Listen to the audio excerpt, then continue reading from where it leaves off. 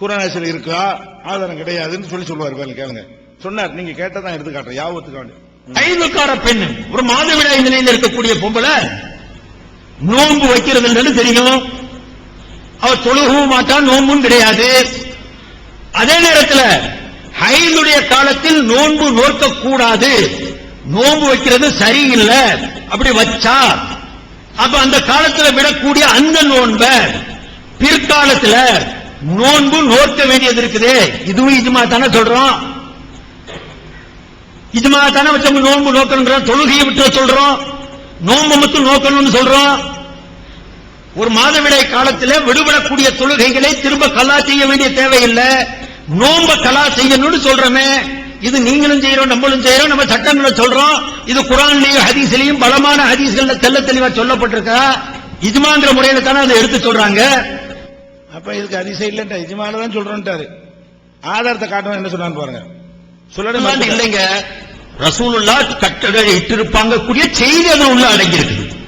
குன்னா நூமரு, கட்டளை இடப்பட்டு கொண்டிருந்தோம் செஞ்சிருப்பாங்க, ரசூலுல்லாஹ் தான் செஞ்சிருப்பாங்க அப்படிங்கக்கூடிய அந்த அர்த்தம் உள்ளடங்கி இருக்குது. கால ரசூலுல்லாஹ்னு இங்க வரல தெளிவா. ஆயிஷா நாயகி சொல்றாங்க, நிச்சயமா ரசூலுல்லாஹ்ட்ட கேட்டுதான் சொல்லியிருப்பாங்க கூடிய என்றதுக்கு இடம் இருக்குது. இதுல ஐந்துக்கார பெண் ஒரு மாதம். அப்ப ஹதீஸ் இருக்குங்கிறார். நாங்கள் ஏவப்பட்டவங்க ஹதீஸ் இருக்கு, ஹதீஸில் உள்ளதுதான், ரசூலுல்லாஹ் சொன்னதுதாங்கிறாரு. முதல் நாள் சவால் விட்டாரு, இல்லவே இல்லைன்றாரு, இஜ்மாவுல தான் இருக்குன்றாரு. அப்ப ஒரு சபையில ஒரு மக்கள் மத்தியில நேற்று சொன்ன 3 பேர் கேட்டுட்டு இருக்கிறாங்களே, இவ்வளவு விவரமான மக்கள் தானே, இவங்க யாவசை பத்தி கண்டுபிடிச்சிருவாங்களேங்கிற அந்த ஒரு உறுத்தல் கூட இல்லாம நீங்க சொன்னீங்கன்னா நீங்க மார்க்க சொல்ல தகுதியான ஆள் தானு நான் கேட்கலாம்ல. அதே மாதிரி பாருங்க, அம்தன் வேண்டுமென்று அப்படின்னு கிடையாது, அவனை மீறி போறதுதான் அப்படின்னு முதல்ல சொல்லுவாரு. வேண்டுமென்று தான் அப்படின்னு ரெண்டாவது சொல்லுவாரு. இது உங்க கண்ணு முன்னாடி ஒரே நாள்ல 1 மணி நேரத்தில் வந்து 2 விஷயம் ஏற்பட்டுச்சு. அஹஸ்துமஸ்தான் என்ன அர்த்தம்? இவர் அம்தனுக்கு வேணும்னே இப்படித்தான் முடிப்பேன் அப்படி திட்டம் தீட்டிங்கிற அர்த்தத்தில் வைக்கிறாரு. அல்ல, அம்தன்கிற அர்த்தம் நினைவு இருக்கின்ற அர்த்தம். அதாவது வேணுங்கிற அர்த்தம் கிடையாது. சொன்ன ஹதஸை ஏற்படுத்தினது அர்த்தம். அங்க உட்கார்ந்துகிட்டு ஹதஸை ஏற்படுத்தின மூத்திரம் அவையுமா? இதுதான் நடந்திருக்கும் அவனுக்கு. அத்தஹியாத்துல உட்கார்ந்து அது வேணும்னு தான் செய்திருப்பான். அதைத்தான் அஹதஸ்ங்கிற வார்த்தையும் காட்டுது. அது அவர் அம்தன் எடுத்து விலைக்கு காட்டுறாரு. ஒருத்தனுக்கு அஹஸ்து வேணும்டே இல்லைன்றாரு. அடுத்து கொஞ்ச நேரத்தில் செய்யறாரு, வேணும்னு தான் ஒருத்தர் அதான் வரும், வேணும்னு தான் செய்வாங்கிறாரு. அப்ப இது மாதிரி நிறைய வச்சிருக்கோம். இந்த விவாதத்திலிருந்து எடுக்கணும்னு ஒரு நிறைய எடுத்து வைக்கணுங்கிறதுக்காக வேண்டிய ஒரு முடிவு எடுத்தா இதை நம்ம போடுகிறோம். அதனால எதுக்கு இதை நான் பதிவு பண்றேன்னு கேட்டா, சத்தியத்தை அல்லாஹ்வுக்கு பயந்து உள்ளதை சொல்லுங்க. யாரும் இறைத்தன்மை பெற்றவர்கள் கிடையாது. அல்லாஹ்வை தவிர யாரா இருந்தாலும் தவறுகள் வரத்தான் செய்யும். அந்த விஷயங்கள் வேற. தவறுகள் சுட்டிக்காட்டப்பட்டால் அது ஏத்துக்கிறது வெக்கப்படவே கூடாது. கரெக்டா இருக்குமே, ஆனால் வெக்கப்படக்கூடாது. சரி, தப்பு தான், இவங்கள்ட்ட இஜ்மா படிதான் இருக்கு, ஹதீஸ்ல இல்லைன்னு சொல்லிட்டீங்கல்ல, இவ்வளவு துணிவா நம்ம அடிச்சிட்டோமே, அடுத்த நாள் ஹதீஸை காட்டிட்டாங்களா, அதுக்கு என்ன செஞ்சிருக்கணும்? ஆமா, நான் கவனக்குறைவே சொல்லிட்டேன், அது ஹதீஸ் இருக்கு, நான் தான் பார்க்கல, எடுத்து காட்டுறீங்க, ஓகே அப்படின்னு சொல்லிட்டு அப்படி சொல்லவே இல்லையே, ஹதீஸை வச்சுதான் இஜ்மா எடுத்தாங்கன்னு நான் சொன்னேன் அப்படின்னு மாத்தினா இதுக்கு என்ன சொல்வது? இது என்னத்துக்காக இந்த மாதிரி நீங்க போகணும்?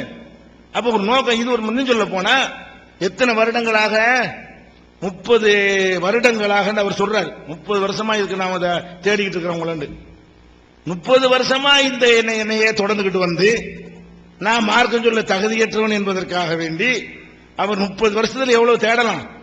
30 வருஷமா ஒருவர் இதையே கொள்கையா கொண்டு ஒவ்வொரு ஊர்லையும் பேசி நீ தகுதியா நான் தகுதியானதான் போட்டு பார்த்துருவோம் என்பதே கொள்கையா கொண்டு தேடிக்கிட்டு வரும்போது அவருக்கு கிடைச்ச ஒட்டுமொத்த சரக்கு இவ்வளவுதான். பாத்துக்கிட்டீங்களா இல்லையா? இவ்வளவுதானே சொல்லியிருக்காரு, பாத்தீங்கல்ல? இதுல என்ன ஒன்றாவது மார்க்க சொல்ல தகுதியற்றவர் என்பதற்கு ஆதாரமா இருக்குதா? மனிதன் உள்ள சில பிழைகள் இருக்குன்னு சொன்னா கூட அது ஒரு கணக்கு. வேணும் உண்டு மனம் முரண்டா அந்த மாதிரி சொல்லுவதால எதுக்காக வேண்டி திட்டமிட்டு நீங்க பிளான் பண்ணி சொன்னீங்க என்பதை இங்க பதிவு செஞ்சிடறேன். அடுத்ததாக ஒரு விஷயம் சொன்னார், அதை சொல்ல வேண்டி இருக்கிறது. ரசூல் ஸல்லல்லாஹு அலைஹி வஸல்லம் அவங்க ரெண்டா பிரிச்சு விட்டாங்க, வஹியை தான் பின்பற்றுவாங்கறாங்க. சரி, வஹியை பின்பற்றுவோம்னு சொல்றோம்ல, ஏன் சொல்றோம்? என்ன தலீல்ல சொல்றோம்? ஆதாரத்தை எல்லாம் விளக்கிட்டு சொல்றோமா, விட்டு அடிக்கிறோமா? அதையெல்லாம் நீங்க எடுத்து பார்த்து அதை ஒவ்வொன்றா அலசணும். அதுக்கு ஒரு தலைப்பு இருக்கிறது. நான் உங்கள்ட்ட கேட்கிறேன். அவர் சொல்லிட்டாரு எதா இருந்தாலும் அதை தான் பின்பற்றணுங்கிறார். நான் கேட்கிறேன், ஒரு ஆக்சிடென்ட்ல ஒரு ஆயிட்டாரு, அப்ப சாம்பலை கொண்டு போய் பூசுறீங்க. ரசூலுல்லாஹ் காலத்துல பூசுனாங்க. அது நாங்க சொல்றது வகையில பூசல. அந்த காலத்துல எல்லாரும் செய்து தெரிந்து வைத்திருந்த ஒரு மருத்துவ முறை. அந்த காலத்துல அவங்க இருந்து அதைத்தான் செஞ்சிருப்பாங்க. நான் இருந்தாலும் அதைத்தான் செஞ்சிருப்பேன். இது அந்த காலத்துல எல்லாரும் செஞ்ச ஒரு மருத்துவ முறை.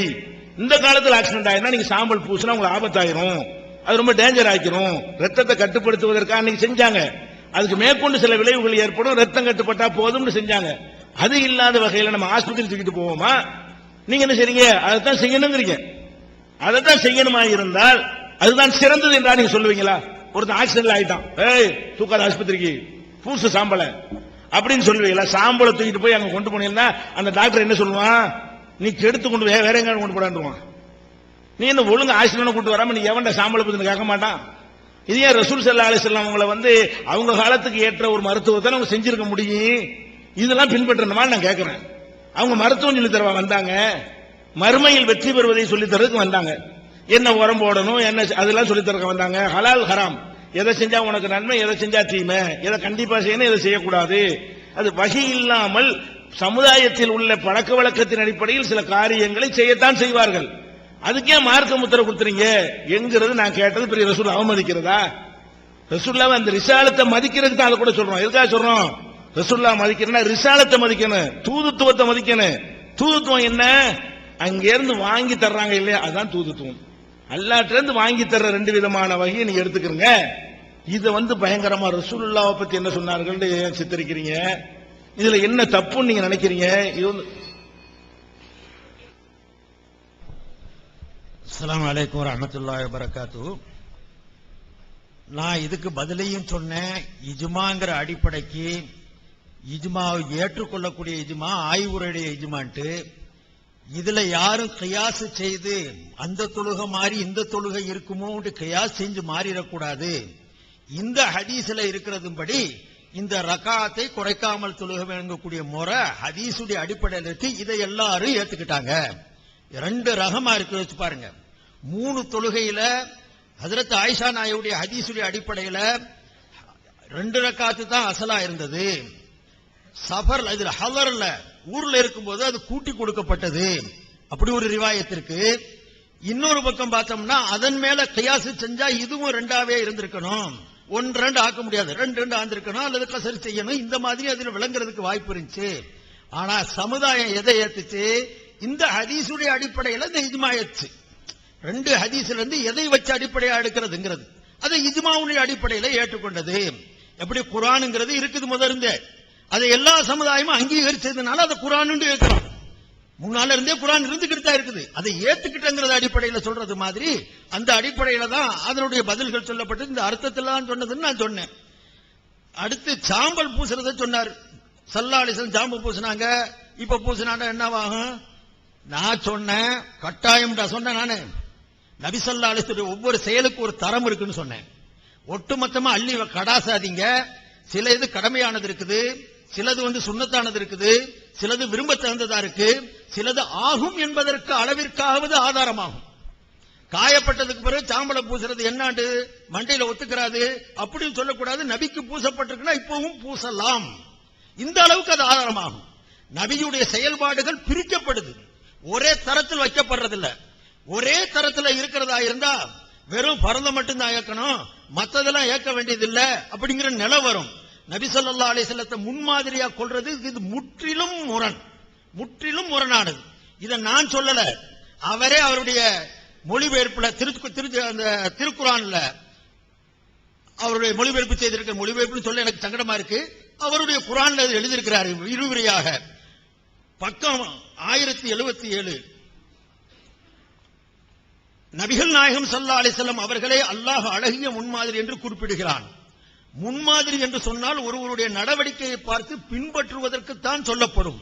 அவர் நடவடிக்கை பார்த்து பின்பற்றணும், இதுதான் முன்மாதிரி. ஒருவருடைய கட்டளைக்கு கட்டுப்பட்டு நடத்தல் முன்மாதிரி அல்ல. கட்டளை விடுறாரு அதுக்கு தான் கட்டுப்படணும் அப்படிங்கிறது முன்மாதிரி அல்ல. ஒருவரை பார்த்து அவரை போலவே நடப்பது அல்லது அவரை பற்றி கேள்விப்பட்டு அவரை போலவே நடப்பது, இதுதான் அவரை முன்மாதிரியாக ஏற்றுக்கொள்வது என்பதின் பொருள்ங்கிறார். இப்ப இதுல என்ன அர்த்தம்? நபியை பார்க்கணும், ஒவ்வொரு செயல்ல பார்க்கணும், அதை நம்ம ஃபாலோ பண்ணணும். அதான அர்த்தம். இதான உங்களுடைய விரிவுரையில் எழுதிருக்கிறீங்க. லக்கது கானலக்கும் ஃபீ ரசூலில்லாஹி உஸ்வத்துன் ஹஸனான்ட்டு. இப்ப ஏன் சாம்ப வருது? இப்ப ஏன் குதிரையும் இந்த ஒட்டகமும் வருது? ஒருத்தன் நபி பூசினாங்களே அப்படிங்கிற ஒரு ஆகும் என்கிற அளவுக்கு பூசுறதுக்கு அனுமதி இருக்கு. நபி ஸல்லல்லாஹு அலைஹி வஸல்லத்துக்கு பூசப்பட்டிருக்கிற காரணத்தினால இந்த அர்த்தம் வச்சா அதுல என்ன தவறு வந்துருச்சு? பூசணும் கட்டாயம் அப்படிங்கறத நாங்க சொன்னோம். ரசூலுல்லாஹ்வை ரசூலுங்கிறதுக்கு தான் மதிக்கிறோமா? என்ன கொடுமையான விரிவுரையை பாருங்க. அப்ப நபி ரசூலுங்கிற அளவுக்கு தான் உங்களுக்கு மரியாதையா? நான் சொல்றேன், அவருடைய ஒந்த செயலுக்கு மரியாதை என்னன்னா, ஹதீஸ்ல இத்தனை ஆயிரம் ஹதீஸ் ஏன் எழுதுனாங்க? நான் கேட்டேன்ல, ரசூலுல்லாஹ் இப்படி உட்கார்ந்தாங்க, இப்படி உட்காரல, இப்படி நடந்தாங்க, கால்களை தூக்கி வைத்து பிடுங்கி எடுப்பதை போன்று நடந்தார்கள். எத்தனை சமாயில்ல வந்திருக்குது. இந்த ஹதீஸ்களை பூரா ஏன் கோர்வு செஞ்சாங்க? பொழப்பு இல்லாம எழுதி வச்சாங்களா? சஹீஹான ரிவாயத்துக்கெல்லாம் எத்தனை இருக்குது. அப்ப நபி ஸல்லல்லாஹு அலைஹி வஸல்லத்துடைய நடவடிக்கைகள், அவர்கள் பயணம் செய்தது எப்படி, குதிரையில உட்கார்ந்தது எப்படி, இறங்குனது எப்படி, எல்லாமே விரிவுரையா இருக்குல்ல. பொழப்பு இல்லாம அதை குறிச்சு வச்சாங்க. என்ன வரலாற்றுங்கிறதுக்கு அதை குறிச்சு வச்சாங்க? நீங்க தானே சொன்னீங்க பார்த்து பார்த்து நடக்கிறதுக்கு பேர் முன்மாதிரின்ட்டு. அந்த முன்மாதிரியை ஏத்து நடக்கிறதுல உங்களுக்கு என்ன, அதுல உங்களுக்கு கஷ்டம் வந்துச்சு? இப்படி நபியை ரெண்டா பிரிச்சு அவர் ஒண்ணுல செல்லுபடி இன்னொன்னு செல்லாதபடி ஆக்க வேண்டிய தேவை என்ன வந்துச்சு? இது நபிக்கு கொடுக்கிற மரியாதையா? இதுக்கு நீங்க காட்டுற உதாரணங்கள்லாம் ஒத்து வருதா? நீங்க காட்டின ஆதாரங்களை நான் சொல்லிக்கிட்டு இருக்கிறேன், இன்ஷா அல்லாஹ் அதுக்கு சொல்றேன். அதுக்கு முன்னால இதே கூட்டத்துல அவர் பேசினதுடைய முரண்பாடா அல்ல உடன்பாடான்னு பாருங்க. முழு உண்மையா உண்மைன்னு ஏற்றுக்கொள்வதில் எத்தனை கேள்வி வந்தாலும் சந்திக்க தயாராகிறீங்க. இந்த அடிப்படையில இந்த வாதத்துக்கு முன்னாடியே நாங்கள் சில காரணங்களை வைத்து, சில ஆதாரங்களை வைத்து, இது சனது சரியா இருந்தாலும் இது ஏற்புடையது அல்ல, நம்பாம நம்பணும்னு எல்லாரும் சொல்றாங்க. இந்த சனது சரியா பார்த்து நோன்பு வைக்க சொன்னாங்க. சில சனதுகள் சரியாக இருந்தாலும் கூட எங்களுக்கு சில ஆதாரங்களோட அடிப்படையில் எந்த ஆதாரம் வந்துச்சு? அவருக்கு குர்ஆன்ல மோதுதான், இங்க மோதிக்கிட்டே தான் இருக்கும். மோத வச்சா எல்லாமே மோதிக்கிட்டு தாங்க இருக்கும். அநீதமான இவருடைய மண்டையில மோதுற மாதிரி தெரிஞ்சுன்னா ஆயிரம் விரிவுரையாளர்கள் இதுக்கு விளக்கம் கொடுத்திருக்கிறாங்களே. இந்த மாதிரி மோதுறது அல்ல, சஹருடைய காரணத்தில் வர்றது, அஜ்வாவுடைய விஷயங்கள்ல எல்லாம் வர்றது, அது விளக்கமா சொல்லப்பட்டிருக்க. எனக்கு ஏத்துக்கிறதுங்கிறதுக்காக வேண்டிய அதை தடுக்கிறீங்க. சனதுகள் சரியாக இருந்தாலும் கூட அதை நாங்க ஏத்துக்கிற மாட்டோம். இங்கிட்டு ஒரு பக்கம் சொல்றாரு, இன்னொரு பக்கம் சொல்றாரு. நபி சொன்னா ஏத்துக்கிறோம், அது அறிவுக்கு ஒத்து வராட்டியும் சரி, அறிவுபூர்வமா அறிவியல்ல வராம இருந்தாலும் சரி. போடுப்பா. பிறையை பார்த்து நோன்பு வைக்க சொன்னாங்க. ஆனா பிறையை பார்த்தா விஞ்ஞானப்படி பிறை பார்க்க தேவையில்லை. விஞ்ஞானம் சொல்லுது இன்னைக்கு பிறை இருக்கா இல்லன்னு பிறையை பார்க்காம சொல்ல முடியும். அப்ப விஞ்ஞானப்படி பிறையை பார்த்து நாங்க முடிவு எடுக்கல. ஹதீஸ்ல பார்க்க சொல்லிட்டாங்க, பார்ப்போம், முடிஞ்சு. பிற தெரியணும், விஞ்ஞான பூர்வமா தெரியும், அபூ அப்துல்லா சொல்ற மாதிரி தான் தெரியும், ஏத்துக்கிற முடியும். பிறையை பாருங்கன்னு ரசூலுல்லாஹ் சொல்லிட்டாங்க. நாங்க அறிவியலை ஏத்துக்கறல. ஒரு பக்கம் எங்களுக்கு அறிவுக்கு ஒத்து வராட்டி தள்ளுவோம், இன்னொரு பக்கம் அறிவுக்கு ஒத்து வராட்டி ரசூலுல்லாஹ் சொல்லிட்டாலும் நாங்க ஏற்போம். இது முரண்பாடு இல்லையா? இப்படி பேச்சுல எக்கச்சக்கமா சொல்ல முடியும். அதை விடுங்க. ஒரு மனுஷன் பேசுறது கூட சிலிப்பாகலாம். எழுதி இருக்கிறார் பாருங்க. இவருடைய ஒவ்வொருடைய வார்த்தைகளும் ஒட்டுமொத்த முரண்களுடைய மொத்த உருவம். நமக்கு என்னடா நம்முடைய பலவீனம் என்ன? இவரை பற்றி சரியா கவனிக்கல. எப்பயோ அப்பயோட கவனிச்சுக்கிட்டு இருக்கிறோம், அவ்வளவுதான். ரெண்டாவது நம்முடைய மறதி. என்னென்ன சொன்னாருங்கிறது ரொம்ப பேருக்கு ஞாபகம் இருக்காது, நமக்கும் ஞாபகம் இருக்காது. எடுத்து போட்டமாக்கும். இவருடைய ஆரம்பத்திலிருந்து எடுத்து பார்த்து நமக்கே தலை சுத்த ஆரம்பிச்சிருச்சு. சில புஸ்தகங்களை தான் பார்க்க முடிஞ்சு, எனக்கு பார்க்கவே சகிக்கல. அந்த அளவுக்கு இவர் எழுதியிருக்கிறார். உதாரணத்துக்கு பாருங்க, ஒன்னு ரெண்டு சொல்றேன். உங்களுக்கு சொன்னாரு, பன்றியுடைய மற்ற பாகங்களை பேணுதல் என்ற அடிப்படையிலே விலக்கிக் கொள்ள வேண்டும். விலக்கிக் கொள்ள வேண்டும் என்று தான் சொல்லியிருக்கிறோம். விலக்கிக் கொள்ள வேண்டும் தான் நாங்க எடுத்து சொல்லியிருக்கிறோம். பேணுதல் அடிப்படையில் சொல்றோம். சட்டம் சொல்றாரு, விலக்கிக்கிறனுங்கிறாரு, பேணுதல் அடிப்படையில் என்று சட்டம் சொல்றாரு. இன்னொரு பக்கம் என்ன சொல்றாரு இல்லைங்களா? பேணுதல் என்ற பெயரில் ஹலாலை ஹராமாக்கலாமா? அல்லாஹ்வையும் அவருடைய தூதுவர் முஸ்லிம்கள் சிலர் பேணுதல் என்ற பெயரில் ஹலாலை ஹராமாக்கிக் கொள்கிறார்கள். அல்லாஹும் அவருடைய தூதரும் எதை அனுமதித்தார்களோ அதை தடை செய்வதற்கு நாம் உரிமை படைத்தவர்கள் அல்ல என்பதை நமது மனதில் நன்றாக பதிய வைத்துக் கொள்ள வேண்டும். அல்லாஹுவையும் அவனுடைய தூதரையும் நம்பியவர்கள் இப்படி சுயமாக முடிவெடுப்பதும் கூடாது. அதோடு மட்டும் நின்று விடாமல் அல்லாஹுவையும் அவனது தூதரையும் நாம் பின்பற்றுவதுதான் அதற்குரிய வழியாகும். குர்ஆனிலும் ஹதீஸிலும் எது தடை என்று சொல்லப்பட்டதோ அதை மட்டும் நாம் விளங்கிக் கொள்ள வேண்டும். இதற்கு சில இப்படி எதை தடைன்னு சொன்னாங்களோ அங்கே பேணுதல் பார்க்க வேண்டியதில்ல. ஒரு பக்கம் பேணுதல்ல விளக்கிக்கிறாங்கிறாரு, இன்னொரு பக்கம் சட்டப்படி நடந்துட்டு போக வேண்டியதானே. அந்த காஞ்சா விஷயத்துல கஞ்சா விஷயத்துல கூட அர்த்தம் சொன்னாரு. என்ன அது மக்ரூஹ் தஹரீம், எஸ் நோ அவர் சொல்லியிருக்கிறார் பல கேள்விகள்ல. இது கூடுமா கூடாதா, பீடி குடிக்கிறதை பற்றிய கேள்வி கேட்கிறார் ஒரு ஆளு. பீடி குடிக்கிறது என்னங்க, நம்ம எல்லாம் என்ன சொல்லுவோம், அது மக்ரூஹ்ங்கம்போ, விரும்ப தகுந்தது அல்ல, வரவேற்கத்தக்க செயல் அல்ல. அவர் மக்ரூஹ்ங்கிறவெல்லாம் கிடையாது மார்க்கத்தில். எஸ் நோ, குடிக்கலாம் குடிக்க கூடாது. என்ன அர்த்தம் விளங்கும், சாராயம் குடிக்கலாமா குடிக்க கூடாது, பீடி குடிக்கலாமா குடிக்க கூடாது, ரெண்டு ஒன்னான்னு கேட்கிறேன். ரெண்டுக்கு ஒரு எஸ் நோவா? இஸ்லாத்துல தரம் இல்லையா? தொழுகையில கராத்து ஓதுறதும் ருக்குல சுப்ஹானல்லாஹ் ரப்பியல் அலீம் ஓதுறதும் ரெண்டும் ஒரே பதவியா? குராத்து ஓதாம ஒருத்தன் தொழுதுட்டான தொழுகு கூடுமா? சுப்ஹான ரப்பியல் அலீம் சொல்லாம ஒருத்தன் தொழுதுட்டான தொழுகு கூடாதா? சகோதரர்களே, படித்தரம் இருக்குது. அதை விட்டு போட்டு அவருக்கு மனம் முரண்டா வந்தது படியெல்லாம் சொல்லிக்கிட்டு இருக்கிறது ஒரு வேலை. இன்னொரு இடத்துல பாருங்க, மறுமை நாளில் மக்கள் தாகத்தை போக்குவதற்காக என்று அதனுடைய தேதியை சொல்லிடுறேன். ஏன்னா அது எந்த புக்கில் வந்திருக்கு இல்ல முதல் சொன்னதுதான், அந்த முதல் சொன்னதை கொடுப்பா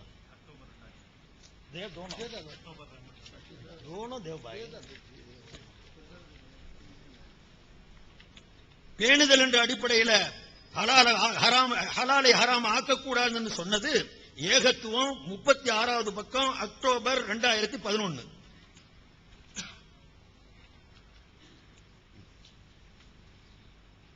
பேணுதல் என்ற அடிப்படையில் விளங்கிக் கொள்ள வேண்டும் என்று சொன்னது அந்த லஹமுல் ஹிந்திரை பத்தி 1995 அந்த 994-95 டிசம்பர் ஜனவரியும் சேர்ந்து வெளியிட்ட மலர் அதுல வந்திருக்குது. இப்ப சொல்றாரு, இப்ப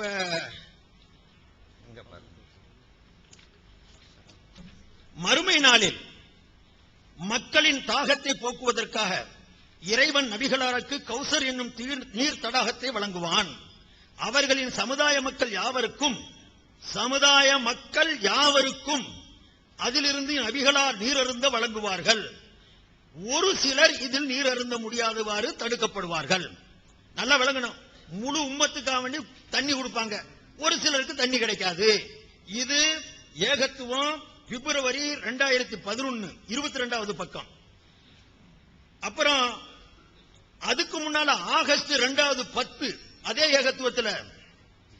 ஏகத்துவத்தில் எழுதுறாரு, இந்த விளக்கங்களின் அடிப்படையில் பார்க்கும் பொழுது சில ஹதீசுகள் எடுத்து சொல்லிட்டு, தடாகத்தில் நபிகள் நாயகம் ஸல்லல்லாஹு அலைஹி வஸல்லம் அழைப்பது ஒட்டுமொத்த உம்மத்தையும் அல்ல, சஹாபாக்களைத்தான் என்பது நன்கு தெளிவாகின்றது. ஹவுது கௌசல்ல தண்ணி குடிக்கிறதுக்காக கூப்பிடுறது எல்லா உம்மத்தையும் கூப்பிட மாட்டாங்க, சஹாபாக்களுக்கு தான் கூப்பிடுவாங்க. இங்க எல்லா உம்மத்தையும் கூப்பிடுவாங்க. இதுக்கு பேர் என்ன? உடன்பாடா முரண்பாடா? இப்படி ஏகப்பட்ட முரண்பாடுகளுடைய முழு இதுல செய்துக்கிட்டு இருக்கார் சகோதரர்களே. இப்படி முரண்பாடுகளை எல்லாம் செய்துக்கிட்டு ஏதோ வார்த்தையில சிரிப்பாகலாம் கொள்ளலாம், அதையும் இதையும் இணைச்சு ரெண்டு பேரும் பாருங்க, நான் இப்படி இருக்கேன் நான் அப்படி இருக்கிறேன், நீங்க யாரை ஏற்கிறீங்கன்னு உங்கள்கிட்ட கேட்கிறாரு. முடிவு உங்க கையில இருக்குது, நீங்க யாரை விரும்புறீங்களோ கேட்கலாம்.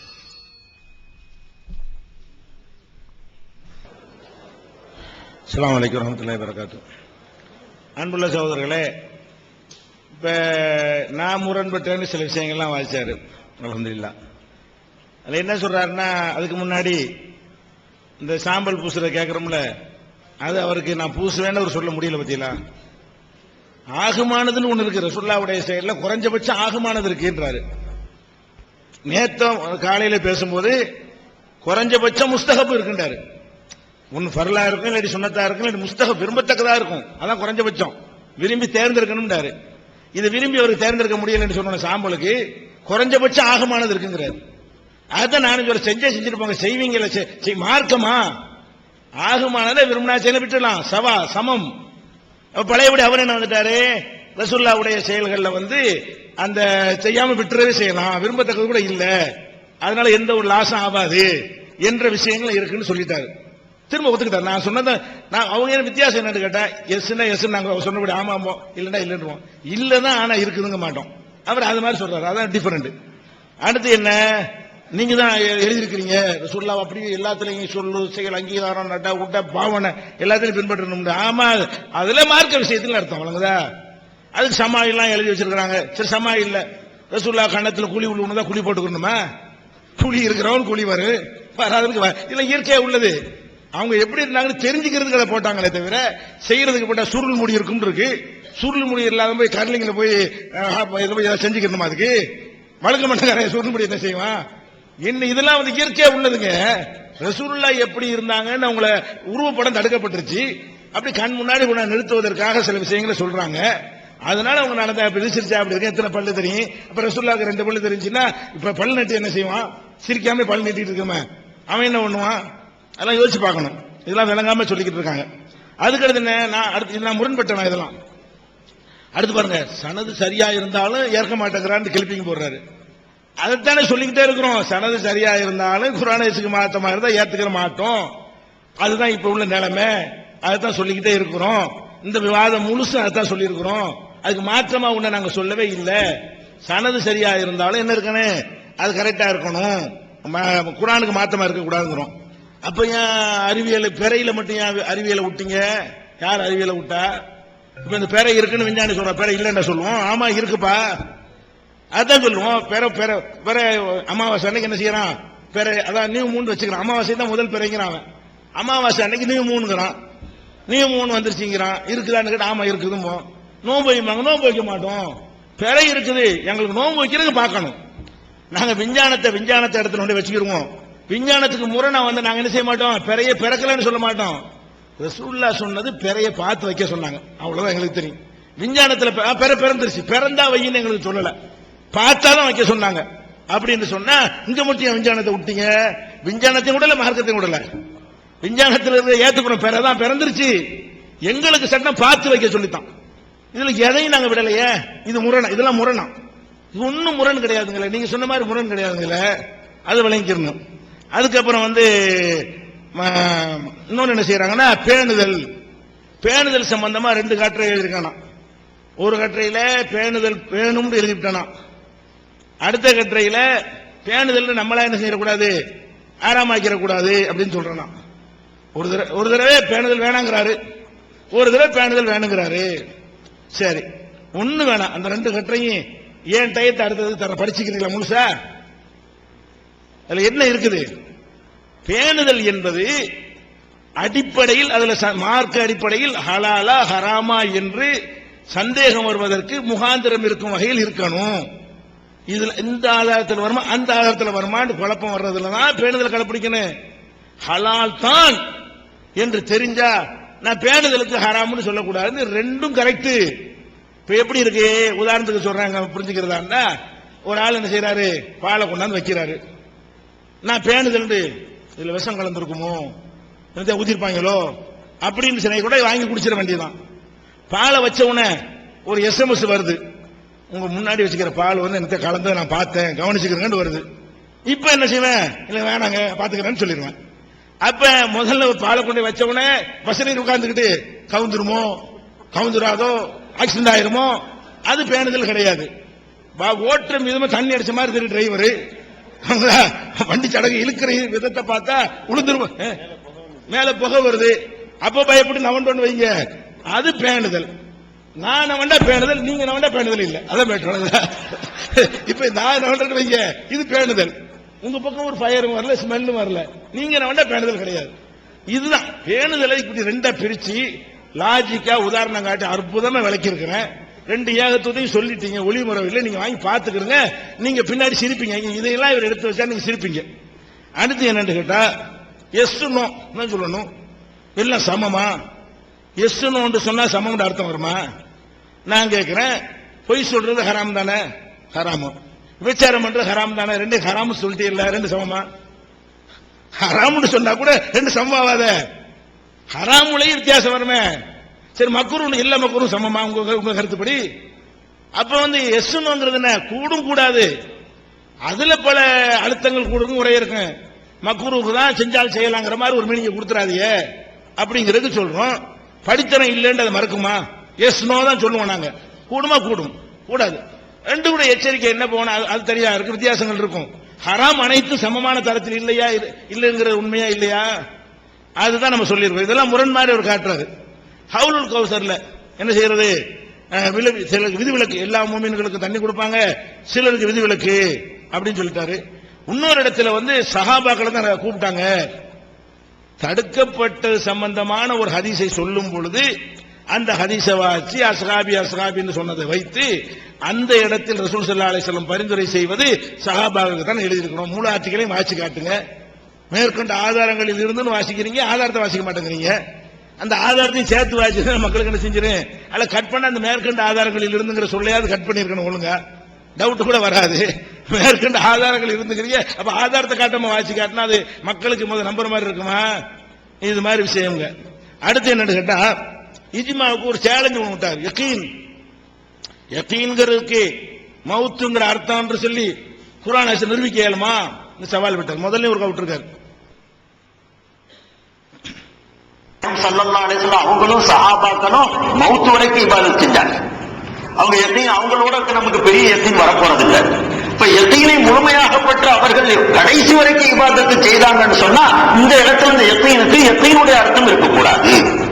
அதனாலதான் உலமா பெருமக்கள் சொன்னாங்க, இந்த இடத்துல யகீனுக்கு அர்த்தம் மவுத்துங்கிற அர்த்தம், மரணம்ங்கிற அர்த்தம். மரணம் வரும் வரைக்கும் நீங்கள் வணக்கம் செய்யுங்கள், வணக்கம் புரியுங்கள், வணங்குங்கள், அல்லாஹ்வை வணங்குங்கள், தொழுங்கள், நோன்பு வையுங்கள், ஜகாத் கொடுங்கள், ஹஜ் செய்யுங்கள், இன்ன பிற அமல்களை கடைப்பிடியுங்கள் மரணம் வரும் வரை. இந்த மரணம் என்ற அர்த்தம் இந்த ஆயத்திற்கு வருது. இது அறிஞர் பெருமக்களுடைய கருத்து தான். எந்த ஹதீஸை கொண்டு இதை நிலைநாட்ட முடியாது, எந்த ஆயத்தை வச்சு கூட நீங்க உறுதியாக சொல்ல முடியாது. அவர் சவால் என்னன்னு கேட்டா, வாபுத ரப்பக ஹத்தா ஏத்தியக்கல் யகீன், யகீன் வர்ற வரைக்கும் இறைவனை தொழு. யகீன்னா என்னங்க, உறுதி. உறுதி வர்ற வரைக்கும் தொழுகிறேன்னு சொல்லி உறுதி வந்தவன நான் தொழ மாட்டேன்னு சொல்ல இயலுமாங்க?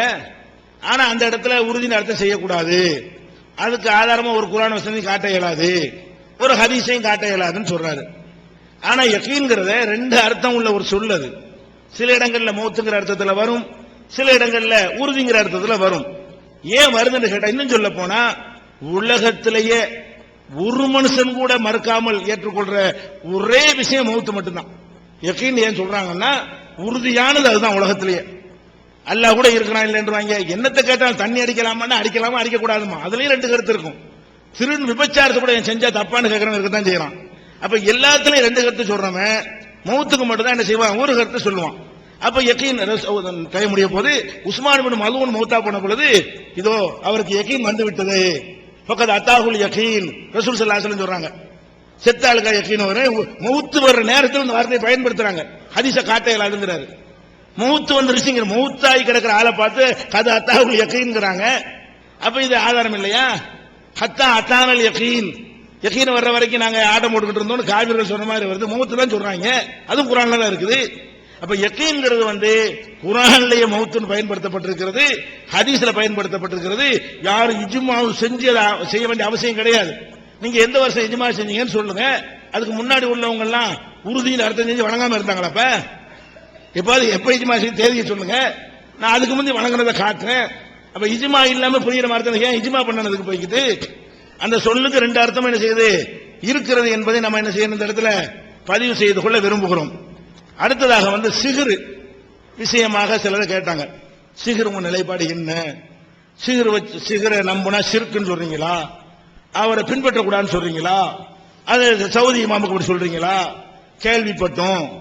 நீ கேள்விப்பட்டோம்னு சொன்னதை வச்சு நாங்க அப்படிலாம் சொல்லலையேன்னு நாங்க சொல்ல மாட்டோம். நீங்க ஆதாரத்தை காட்டாலும் சொன்னா சொன்னதுதான், சொல்லலைன்னா சொல்லதுதான், அதெல்லாம் மறுக்க போறது கிடையாது. அதுல எங்க நிலைப்பாடு அதுதான். அது விவாத தலைப்பு வச்சிருக்கிறோம். அந்த தலைப்புல விவாதிக்கும் போது என்ன செய்யுங்க, நீங்க எடுத்து வைங்க, நாங்க வாதம் வைப்போம். இதுல என்ன விமர்சிக்க என்ன இருக்கு? சிகிருங்கிறது ஷிர்க்கு தான். சிகிர நம்பினா ஷிர்க்கு தான். அல்லாஹ் செய்யற மாதிரி மனுஷன் செய்யறான்னு வந்தா ஷிர்க்கு தான். அது இங்க உட்கார்ந்துட்டு கடை கட்டிக்கிட்டு புஷ்ணுன்னு கையை முடிக்கிறோம், காலை முடிக்கிறோம், ரப்புல் ஆலமீன் சிபத்து அது. ரப்புல் ஆலமீன் செய்யற மாதிரி ஒரு மனுஷன் செய்வான்னு சொன்னா அதுக்கு பேர் தான் வலம் யகுல்லஹு குஃபுவன் அஹத். அவனுக்கு நிகரா யாரும் இல்லைங்கிற பேசிக்க மாத்தமா ரப்புக்கு சமமாக ஒருத்தன் செய்வான் என்று எங்க எல்லாம் வருகிறதோ, எந்த மாதிரி காரியங்கள் வருகிறதோ, ஷிர்க்னா இணை, ஈக்குவல் ஆகுதா இல்லையா? கைனால குத்துனா வலிக்கும்னா அது மனுஷன் செய்யற வேலை, கையை கட்டிட்டு வலிண்டா வலிக்கும்னா அல்லாஹ் செய்யற வேலை அது. அப்ப சிகருங்கிற பேர்ல என்ன செய்யுங்க, இங்கே இருப்பாரு அவரு உட்கார்ந்துட்டு கையை முடக்கிறான் பாரு, அங்க உட்கார்ந்து கையை முடக்கிடுவானா, கத்தியால குத்தி முடக்க வேண்டும் சொல்லு, அருவாலை வெட்டி முடக்க வேண்டும் சொல்லு, விஷத்தை ஊத்தி கொள்ள வேண்டும் சொல்லு, கையை கட்டிட்டு கொள்ள வேண்டாம். அது யார் வேலை? அது அல்லாஹ் தான் என்ன செய்வான். எந்த சாதனத்தையும் பயன்படுத்தாம ஆகு என்றால் ஆகக்கூடியவன் அல்லாஹ் ரப்புல் ஆலமீன் தான். குன் ஃபயகுன் அவனுக்கு மட்டும் உள்ளது. இவன் என்னமோ ஆகுமானா உடனே இவர் கை போயிருமா, அவர் கால் போயிருமா, இது ஷிர்க் தான். அப்பட்டமான ஷிர்க். இன்னும் நிறைய விவாதத்தில் பேசும்போது சொல்றேன், இது எவ்வளவு பயங்கரமான ஒரு ஷிர்க். நீங்க மார்க்கம் என்று சொல்லிக் கொண்டிருக்கிறீர்கள். இது எவ்வளவு பயங்கரமான ஒரு பாரதூரமான விஷயம். இது எனக்கு செஞ்சு சவால்லாம் தனி விஷயம், அது விவாதத்தில் வைக்க கூடாது. அப்ப உங்க நிலைப்பாடு என்ன? உலகறிஞ்ச விஷயம். எங்க நிலைப்பாடு நீங்க சொன்னீங்களா இல்லையா எடுத்து வச்சு கேள்விப்பட்டேன். நீங்க இது ஒண்ணுதான் கரெக்டா கேள்விப்பட்டிருக்கிறீங்க. ஆமா, கேள்விப்பட்டது உண்மைதான்.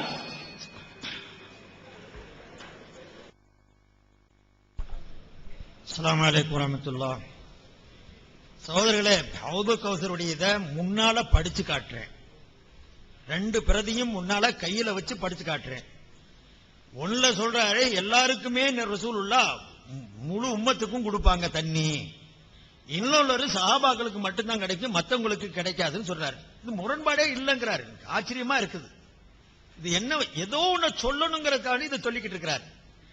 நபிகள் நாயகம் ஸல்லல்லாஹு அலைஹி வஸல்லத்துடைய முடி சுருளா இருந்துச்சு, நம்ம சுருளா வைக்க முடியுமா? எதுக்கு உதாரணம் காட்டுறது? அது எதமோ நிலை குலைஞ்சு பேசிக்கிட்டு இருக்கிறார். ஒரு முறையா பேசுற மாதிரி இல்ல. நபிகள் நாயகம் ஸல்லல்லாஹு அலைஹி வஸல்லத்துடைய சொல் செயல் அங்கீகாரம், அவங்க சொன்னது, அவங்க செஞ்சது, அவங்களுக்கு முன்னால செயலாற்றப்பட்டது, இதுல தரம் இருக்குதுன்னு. இவர் சுன்னத்து குறைஞ்சது முஸ்தஹபுண்டாரு, இப்ப பார்த்தா ஆகும்னு சொல்றாரு. அநியாயம். குர்ஆன்ல கூட சொன்னேன், வைதா ஹலல்தும் ஃபஸ்தாதுன்னு உதாரணம் காட்டினேன்.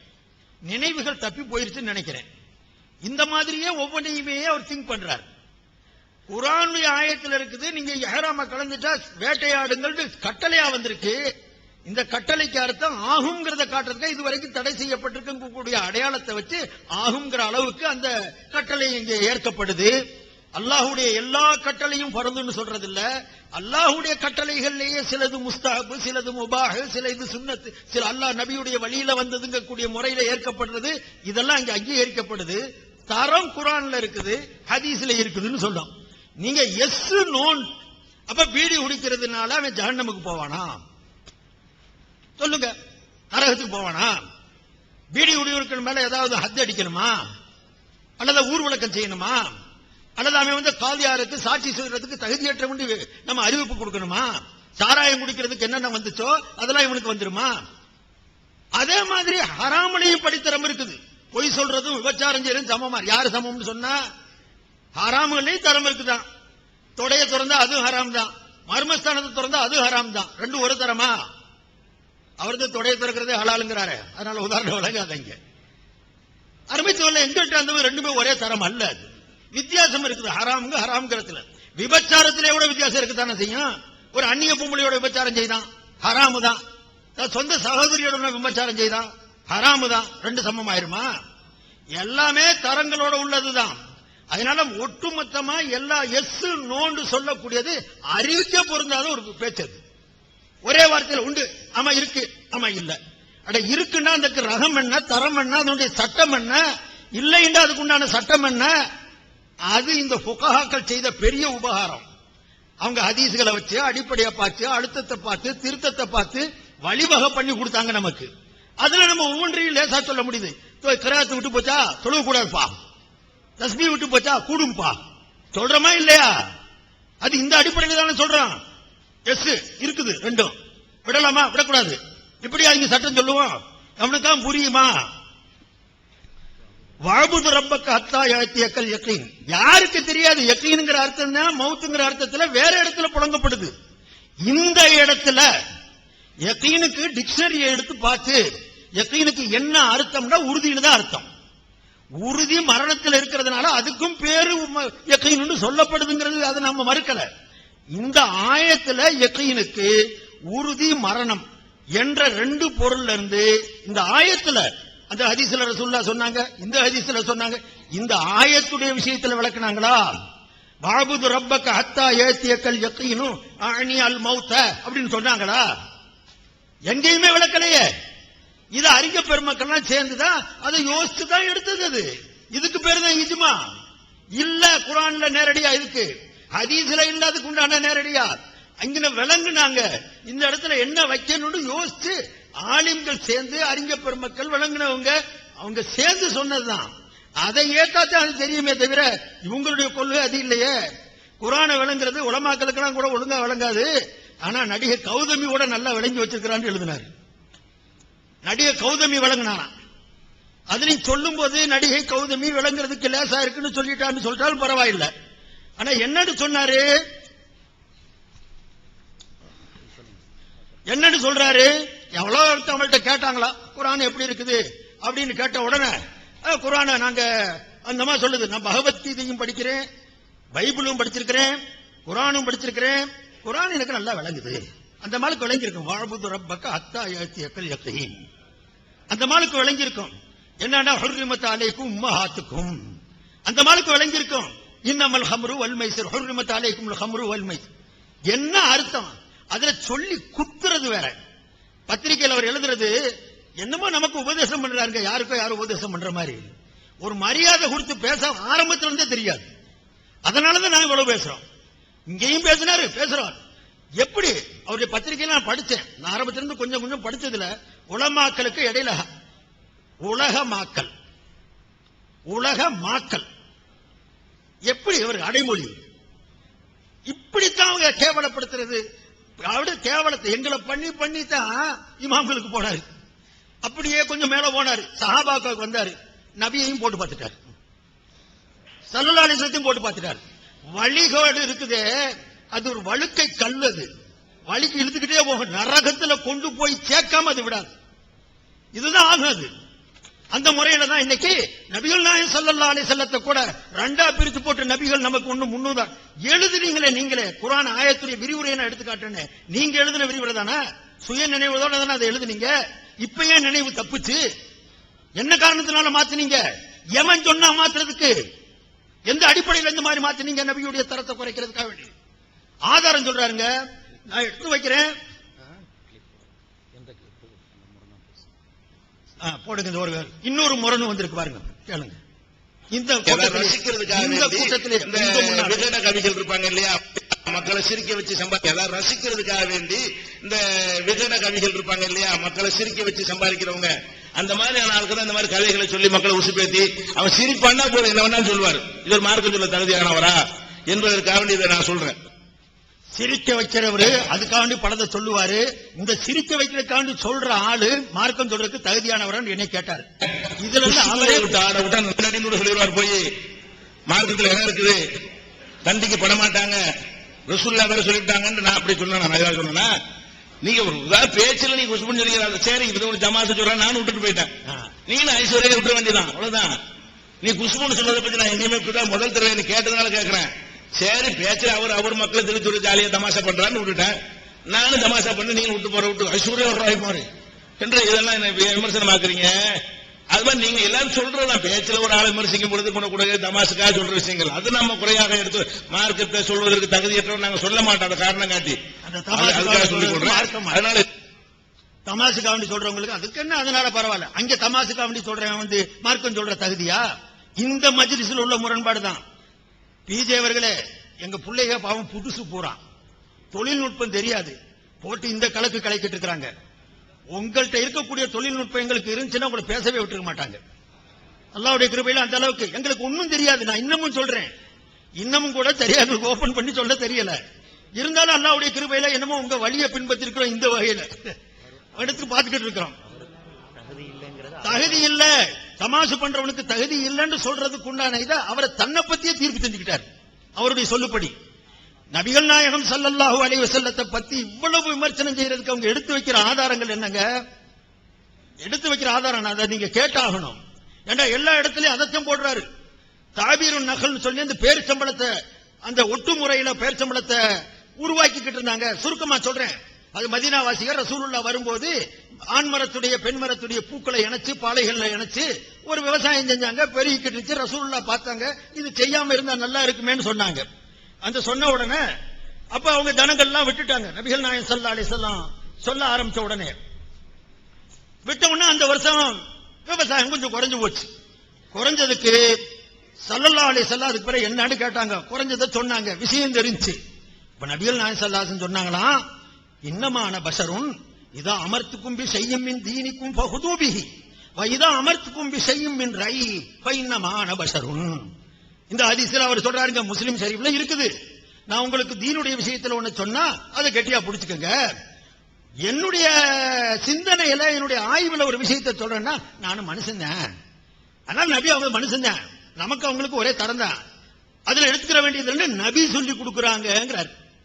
இதுல இருந்தே தெரியுது நபி தன்னுடைய ஆய்வுடைய அடிப்படையில் ஒரு கருத்தை நமக்கு சொன்னா, ஒரு விஷயத்தை சொன்னா அதை எடுக்கணும்ல, எடுக்க வேண்டியது இல்ல, விட்டு போட்டு போயிடலாம், அதுக்கு ஒரு மரியாதை இல்ல.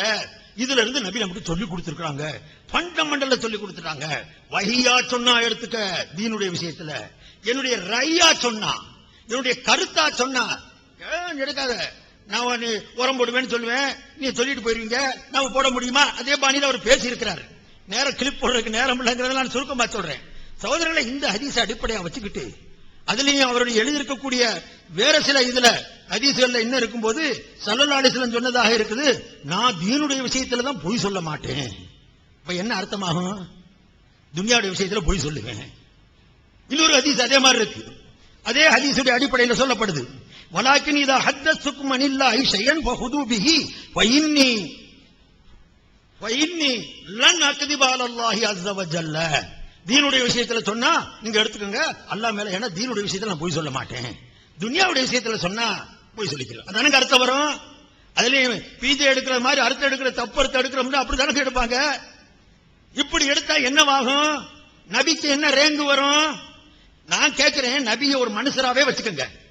நம்ம மனுஷனா இருக்கிறதுக்கு அவங்க மனுஷரா இருக்கிறதுக்கு வித்தியாசம் இல்லையா? மனுஷங்கிற ரீதியிலேயே ரசூலுங்கிறத பிரிச்சுட்டு வச்சுக்கிட்டே பாருங்க. அவங்களுக்கு அந்த மரியாதை இல்ல, மதிப்பு இல்ல, அவங்களுடைய கருத்துக்கு மரியாதை இல்லையா? உண்மை அது இல்ல சகோதரர்களே. ஹதீஸையே மண்டையில ஏறலங்கிற காண்டி சிறுக்குண்டு ஆக்கி அதுக்கான அந்த ஹதீஸ்களை பூரா தள்ளுபடி செய்து தூக்கி கடாசுன்னு சொல்ற ஆட்க நபியை குறைப்படுத்துறது மாதிரி, அவங்களுடைய பவரை குறைக்கிற மாதிரி வர்ற இந்த ஹதீஸுக்கு பலவீனமாக இருந்தாலும் கூட தலைமையில தாங்கிறாங்க. தலைமையில இந்த ஹதீஸ் எடுத்து வைக்கிறாங்க. இந்த ஹதீஸ் அறிவிக்கக்கூடிய அறிவிப்பாளர் மற்றதெல்லாம் நோண்டி நோண்டி பார்க்கிற ஆளுக நபி ஸல்லல்லாஹு அலைஹி வஸல்லம் பவரை ரெண்டா பிரிச்சு போட்டு உலக விஷயத்தில் நீங்க நம்ப தகுந்த ஆள் இல்லைன்னு தள்ளுபடி பண்றதுக்காக வேண்டி ஏதோ ஒரு ஹதீஸ்ங்கிற ரீதியில வந்தத அதுல சொல்லப்பட்டிருக்கக்கூடிய அறிவிப்பாளருடைய ரகத்தை பார்க்காம, தரத்தை பார்க்காம, கருத்தை பார்க்காம இந்த ஹதீஸை தூக்கிக்கிட்டு நபியவே துண்டு போடுறாங்கன்னு சொன்னா ஈமான் உள்ள ஆளுங்க செய்யறதா?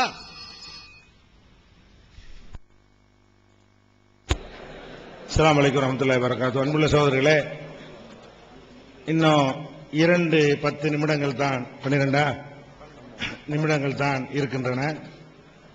இந்த 2 நிமிடங்களிலே புதிய வாதங்கள் எதையும் நான் வைக்க மாட்டேன். ஏன்னா அது பதில் சொல்ல ஆய்வுக்கு போட வேண்டியதெல்லாம் முன்னாடியே போடணுங்கிற தர்மம் எனக்கு தெரியும். புதுசா இனிமே எதுவும் போடுற மாதிரி கிடையாது. இதுவரைக்கும் என்ன சொல்லி இருக்கிறோம் என்பதை தொகுத்து உங்கள் மத்தியில் நான் முன்வைக்கிறேன். நீங்க ஏன்னா எல்லாத்தையும் கேட்ட ஆட்களா இருந்தாலும் தொகுத்து சொல்லும் போது பயனுள்ளதா இருக்கும். ஆனால் நான் ஒரு முரண் சொன்னதாக இப்ப சொன்னார் இல்லையா, தமாஸ் விஷயமா, 2 முரணே கிடையாது. நீங்க பார்த்தாலும் உங்களுக்கு தெரியும். நாங்க எப்படி முரணை அழகா எடுத்துக்கொண்டாந்து போட்டோம். தொழில்நுட்பம் அந்த வீடியோ கட் பண்றதுல தொழில்நுட்பம் இருந்தாலும் முரணை கண்டுபிடிக்கிறதுல தொழில்நுட்பம் இல்லாம இருக்குது. அதான் பிரச்சனையே. என்னன்னா தமாசு சிரிக்கிறதுக்குன்னே பேச்ச தொழிலா வச்சுக்கிறதும், பேசிக்கிட்டு இருக்கும்போது 1-2 சிரிப்புகளை ஒரு பேச்சுக்கு விடுவது 2 ஒண்ணா, 2 எதை சொல்லுதுன்னு நீங்க அதிலே தெரிஞ்சுக்கலாம். விகடகவி, விகடம்ங்கிற வார்த்தையே சிரிக்க வைக்கிறது தான், ஜோக்குறது தான் அவன் வேலையே. அப்படி சில தொழில் பண்றாங்களே, அது கூடாது. அது மாதிரி ஆயிராதீங்கன்னு சொல்றோம், அது கூடாது. போகும்போது 2 சொல்றேன் சிரிக்கிறாங்க, அது ஓகேன்னு சொல்லி முரண் ஒண்ணும் கிடையாது. அதை பதிவு பண்ணிடுறேன். அடுத்து பேரிச்சம்பளம் சம்பந்தமா ஹதீஸ் பலவீனமான ஹதீஸ் எடுத்து வைத்து பண்ணலாமா அப்படின்னு சொன்னாங்க. இதெல்லாம் முதல்ல சொல்லியிருந்தா சொல்லியிருக்கலாம், கடைசியா சொல்றாங்க. இருந்தாலும் இந்த ஹதீஸ் என்ன அறிவிப்பாளர் மேலப்பாளையத்தில் பேசினாரு, என்ன குறை சொன்னார் என்பதற்கெல்லாம் தவறா சொல்லிட்டார் என்று விளக்கி ஏகத்துவம் பத்திரிகையில பெரிய ஆய்வு கற்ற தொடராக 2 தடவை நம்ம நினைஞ்சிருக்கிறோம், விரிவாக எழுதி இருக்கிறோம். பதில் இருக்கிறதுனால அதுவே சொன்னா அவ்வளவுதான் முடியும். இந்த இருக்கிற டயத்துல எங்களுடைய முக்கியமானது தொகுத்து சொல்ல வேண்டிய விஷயம் இருக்கிறது. அதுக்கு முன்னாடி இந்த ஒரே ஒரு இதை மட்டும் கேட்டுட்டு என்னுடைய தொகுப்புறையே பாருங்க. ஒரு சின்ன சொன்ன ஒரு விஷயம் நான் செஞ்சிருந்தாலும் நான் மன்னிப்பு கேட்கிறேன், அடுத்து மேடையேறாம ஒதுங்குறேன். ஏண்டா ஹதீஸுடைய உசூல் சட்டம் இருக்க அறிஞர்களுக்கு தெரியும்.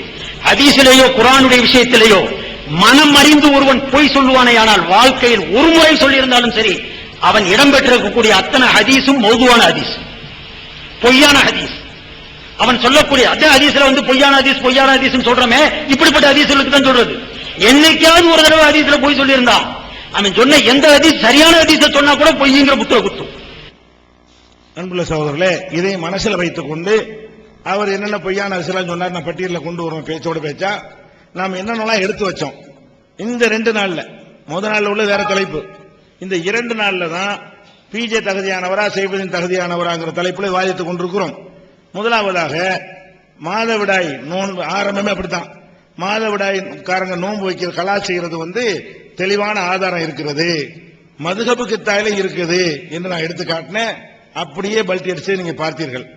அதே மாதிரி முஸ்தலிஃபாவுலையும் ஹைபர் போர்லையும் ஃபஜ்ரை நினைஞ்சிருக்காங்க 2ஆகவும் மகரிபு 3ஆகவும் தொழுதாங்க ஆதாரத்தை எல்லாம் காட்டணும். நேற்று அரவை இல்லைன்னாரு. அதை சொன்ன பிறகு நான் தெரியுமே என்று சொன்ன காட்சியை நீங்க நினைச்சீங்க பார்த்தீங்க. அதே மாதிரி நபியையும் நபியுடைய குடும்பத்தையும் நேசிக்கிறேன் என்று ஒருத்தர் நபிகிட்ட சொன்னாரு அப்படின்னு அரபி வாசகத்தை எல்லாம் போட்டு சொன்னாரு. அப்படி ஒரு ஹதீஸே இல்ல, நீங்க ஏன் இட்டுக்கட்டி சொல்றீங்கன்னு கேட்டோம். அப்படி ஒரு ஹதீஸை எடுத்து காட்டுறேன்னு வேற ஒன்னு எடுத்து காட்டினாரு. நீங்க சொன்ன அந்த ஹதீஸ் இருக்கான்னு கேட்டோம், சொல்லல. அப்ப நபியின் மீது துணிந்து பொய் சொல்லி இருக்கிறார் என்பதற்கு இது ஒரு ஆதாரமாக இருக்கிறது. அன்பளிப்ப 3 முறைக்கு மேல் மறுக்க கூடாது என்று நபி சொன்னாங்க என்று மக்கள்கிட்ட சொன்னாரு. அதுக்கு ஆதாரம் கேட்டோம். இதுவரைக்கும் என்ன செய்யல, ஆதாரம் தரவே இல்லை. முடிய போகிறது. இதுவரைக்கும் ரசூலுல்லாஹ் சொன்னதுக்கு ஆதாரம் இதுக்கும் தரல, அதுக்கும் தரல. அதே மாதிரி புகாரியில நான் இட்டுக்கட்டி சொன்ன பிஜே இட்டுக்கட்டி சொன்னாரு, அதெல்லாம் எடுத்து போடத்தான் போறேன் அப்படின்னு சொன்னாரு. எவன் பார்க்க போறான் என்றெல்லாம் அவருக்கு சாட்சி வச்சிருக்கிறேன் என்று சொல்ற. என்ன ஹதீஸ், என்ன ஃபத்வா, அர்த்தம் செஞ்சு மொழிபெயர்த்து வாதமா எடுத்து வைங்க அப்படின்னு கேட்ட அதைத்தான் முதல் குற்றச்சாட்டை வச்சாரு. அதை எடுத்து வைங்க, நான் கடைசி வரைக்கும் எடுத்து வைக்கவே இல்லை.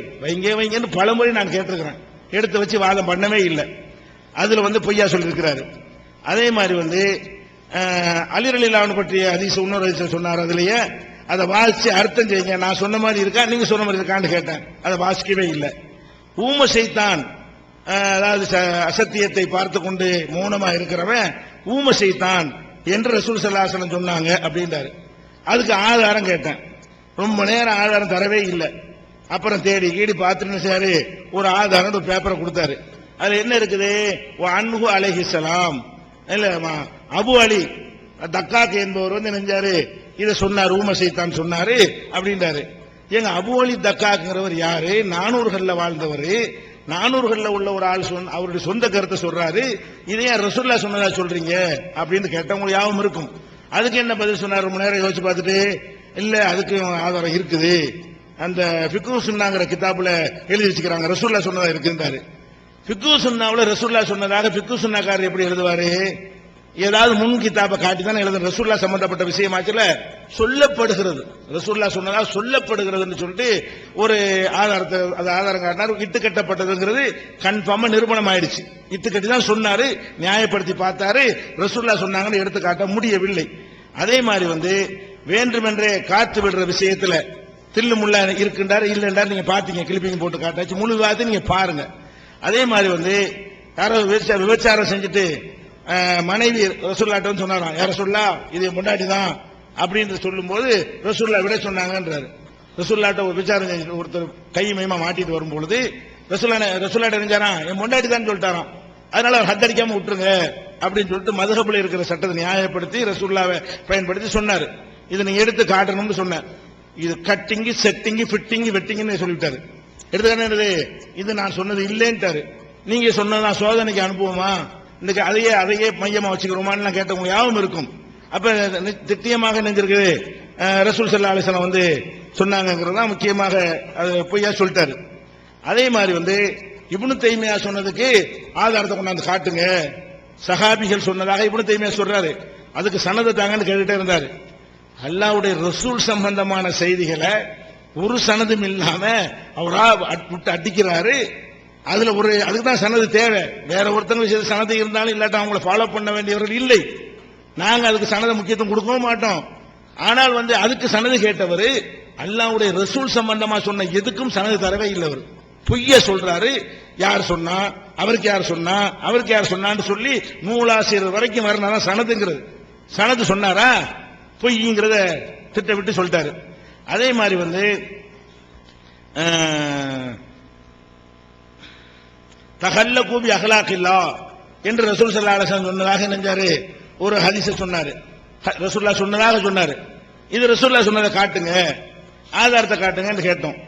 ஆதாரத்தை காட்டுங்கன்னா அதுக்கு என்ன செய்யல, ஒரு ஆதாரத்தையும் காட்டாம அன்ஹு அலைஹிஸ்ஸலாம் அப்படின்னு சொல்லிட்டு ரசூலுல்லாஹ்விடம் இருந்து அறிவிக்கப்படுகிறதுன்னு போட்டிருக்கு. சஹாபி பேரும் இல்ல, தாபி பேரு இல்ல, தபோ தாபி பேரு இல்ல, கேட்ட ஆள் பேரு இல்ல. ரசூலுல்லாஹ் சொன்னாங்கன்னு மொட்டையா ஒரு வரியில சொன்னா அது ஹதீஸ் ஆகுமா? ஆதாரம் கேட்டோம்னா இதுதான் உன்னை கொடுத்தாரு, இதாங்க ஆதாரம் கேட்டா இந்த வேற ஆதாரம் தந்தாரு. வேற ஆதாரம் என்ன தெரியுமா? அந்த புக்குடைய பேரு ஆதாரம், புக்குடைய பேரு, எத்தனை வால்யூமோ எத்தனை பக்கங்களை கொண்டு இருந்தாருக்கு சனதா இது.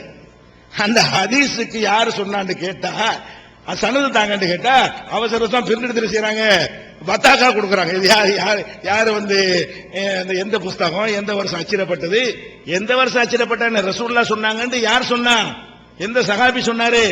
ஒண்ணுமில்லாம ரசூலுல்லாஹ் சொன்னாங்கன்னு இட்டு கட்டப்பட்டதை நியாயப்படுத்துற காட்சி நீங்க பாத்தீங்க. அதெல்லாம் அதுக்கப்புறம் வந்து அத்தாஜுரு சதுக்கு ஹபீபுல்லான்னு ரசூலுல்லாஹ் சொன்னாங்கன்னு ஒரு 5 சீடிலாம் அவங்களும் எடுத்திருக்காங்க. 5 தான் அவர் இது கிடைச்சது, அதுக்குள்ளதான் மூட்டை எடுத்திருக்காங்கிறது சொன்னேன். அப்ப போட்டிருக்காரு. அப்ப நபியின் மீது இவ்வளவு இட்டு கட்டிட்டீங்களங்க, அல்லாஹ்வுக்கு பயந்து நீங்க அது வந்து மன்னிப்பு கேட்டுக்கிறங்க, திருந்திக்கிறங்க, தவறுன்னு ஒத்துக்கிறங்கன்னு சொன்னா கடைசி வரைக்கும் அவர் ஒருத்தர் கோவம் தான் வருது அவருக்கு. அதே நேரத்தில் வந்து மதுஹபு விஷயமாக நான் சில விஷயங்களை சொன்னதை எடுத்து காட்டினார். அந்த பழைய காலத்தில் எழுதுனது வேற உருது நூலை நம்பி அதுக்கு கொந்தளிச்சு எப்படி இட்டு கட்டினார்கள் ஆக்ரோஷமா அப்படிலாம் சொன்னீங்களே, அதுக்கு நியாயமான காரணத்தை நான் சொல்லிவிட்டேன், நியாயமான மக்களுக்கு அது புரியும். அதுக்கு வந்த கோபம் எதுக்கு வரல?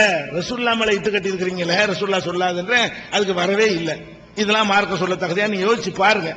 அது மாதிரி வந்து மூசா நபியை பத்தி காஃபிர்னு சொன்னது, ஃபிரௌன மூமின்னு சொன்னது, அல்லாவே என்னைய வணங்குறான் அவனை வணங்குறேன்னு சொன்னதெல்லாம் அவனை கூட நான் காஃபிர்னு சொல்ல மாட்டேன், உன்னை தான் சொல்லுவேன் என்கிற அளவுல பேசினதை நீங்க பாத்தீங்க. அதே மாதிரி ஃபிக்குல உள்ள தவறெல்லாம் சுட்டி காட்டும் போது அது வரலாம், யாரும் இல்லைன்னு சொன்னா ஆனா எனக்கு மட்டும் தவறு வரக்கூடாது அப்படின்னு சொன்ன காட்சி நீங்க என்ன செய்யுங்க பாத்தீங்க. அதே மாதிரி இப்னு அரபி சம்பந்தமா மாத்தி மாத்தி எனக்கு தெரியும் தெரியாது, நான் புகழ்ந்தேன், பாவப்பட்ட இப்னு அரபி அறிஞர்கள் இந்த மாதிரிலாம் சொன்ன காட்சிகள்லாம் நீங்க என்ன செய்யுங்க பாத்தீங்க. அதே மாதிரி வந்து என்னுடைய உம்மத்துல வந்து அபூ ஹனீஃபா மாதிரி ஒரு ஆள் வந்திருந்தா அந்த உம்மத்தினர்கள்லாம் கெட்டு போயிருக்க மாட்டாங்கன்னு ரசூலுல்லாஹ் சொன்னாங்க அப்படின்னு ஒரு இதை துருள் முத்தா எழுதி வச்சுக்கிறீங்களே, ரசூலுல்லாஹ் மேல ஏன் இவ்வளவு விட்டு கட்டினீங்க என்று கேட்டேன். அது தவறான செய்தின்னு அதுல எழுதியிருக்க அப்படின்றாரு. இல்லங்க அப்படி எழுதி இல்லைங்க, தவறான ஹதீஸ் என்று சொல்வது மதுஹபுல இப்னு ஜௌசி சொல்லிட்டாரு, சரியான செய்தி தான் அப்படிதாங்க எழுதப்பட்டிருக்குன்னு சொன்ன. 3 ஹதீஸ் இட்டு கட்டிருக்காங்க துருள் முக்தார்ல, 3 பொய்ன்னு சொன்னேன். ஆமா இட்டு கட்டி தான் இருக்கிறாங்கன்னு அவர் சொல்லவே இல்லை, அதை 2 விட்டுட்டாரு. ஒன்னு வந்து அவங்களே பலவீனம் ஒத்துக்கிட்டாங்கன்னு பொய் சொல்லிட்டாரு, அதை நீங்க பாத்தீங்க. அதே மாதிரி வந்து மகானிங்கிற கிதாபுல நான் இல்லாத ஒன்றை எழுதி விட்டதாக அரபு தமிழ்ல உள்ளதை வாய்ச்சி எடுத்து காட்டினாங்க. நான் இல்லாத எழுதல, இருக்கிறத கரெக்டா எழுதி இருக்கிறேன், கூட எழுதல குறைய எழுதல, அதுல நோயாளிக்கு இந்த சட்டம் சொல்லப்படவே இல்லை, இன்னொரு வாய்ச்சி காட்டுங்கன்னு சொல்லிட்டேன். வாய்ச்சி காட்டவே இல்லை கடைசி வரைக்கும். மகானின்னு சொன்னாங்க, கொடுத்துட்டோம்னாங்க, அதை காட்டினவரு சொல்லல. அதே மாதிரி வந்து ஒரு அந்த குற்றச்சாட்டு புஸ்தகம் ஒன்று போட்டாரு, பல பேரை சொல்லி போட்டாரு. அதுல என்னோட இருக்கிற ஒரு சகோதரர் அன்வர் பாஷா மட்டும்தான், இல்லாட்டி அவங்களெல்லாம் கூப்பிட்டுருப்பேன் எனக்கு எதிராக இருக்கிறவங்கள. என்னோட இருக்கிற சகோதரர்கிட்ட என்னோட தொடர்புல பேசிக் கொண்டிருக்கிறாரு. என்ன அன்வர் பாஷா பாய் உங்களை பத்தி இப்படி என்னை பத்தி அபூஜஹல் சொன்னீங்களாம்ல அப்படின்னு சொல்லி கேட்கும் பொழுது, அபூஜஹல் என்னது கிரிமினலுக்கெல்லாம் சொன்னீங்களாம்லன்னு கேட்கும்போது அஸ்தக்ஃபிருல்லாஹ், நான் என் மீது ரொம்ப அபிமானம் உள்ளவர், ரொம்ப முகபத்து உள்ளவர். என்னங்களா அந்த மாதிரிலாம் எப்படி நான் அதால் பார்த்ததே இல்லையே, நான் எப்படி சொல்லுவேன், யார்ட்டையும் நான் சொன்னதும் இல்லையே. கொண்டு அந்த சாட்சி நிப்பாட்டி அவர் சொல்ல வச்சேன். சரியா? ஏன் அவரை சொல்ல வச்சேன்னா அவர் பேரை நீங்க குறிப்பிட்டிருந்தீங்க, அன்வர் பாஷா இதை சொன்னார்னு. சொன்னாலே கொண்டாந்து நிப்பாட்டி நீங்க போய் சொன்னீங்கன்னு காட்டிட்டேன். மீதி உள்ள பேர்கள்லாம் போட்டிருக்கிறீங்க, அவங்க யாருன்னு அவங்க எல்லாம் எதிரிகள், அவங்களுக்கு கூட்டிட்டு வரல, நான் கூட்டிட்டு இருக்கிறேன், கூப்பிட்டு இருக்க இத்தனை வருஷமா அவங்க வரலங்கிறதெல்லாம் நான் சொல்லி விளக்கிட்டேன். அதுக்கப்புறம் சஹாபாக்களை எல்லாம் திட்டுறேன்னு சொல்லி சிலதெல்லாம் சொன்னீங்க, பல சம்பவங்களை சொன்னீங்க. ஒவ்வொன்றையும் விளக்கி திட்டலைங்க. இன்ன விஷயம் ஹதீஸ்ல இருக்குது, எல்லாமே உள்ளதான் சொல்றேன். பதவி ஆசைப்பட்டாங்க, கொள்கை குழப்பம் ஏற்பட்டுச்சு, இதெல்லாம் தப்பானதெல்லாம் கிடையாது, கரெக்டா உள்ளதான், புகாரில உள்ளதான் ஹதீஸ்ல எடுத்து நான் போட்டேன். புகழ்ந்து சொன்னதெல்லாம் நீங்க சொல்லவே இல்லை, மறைச்சிட்டீங்க. அதையும்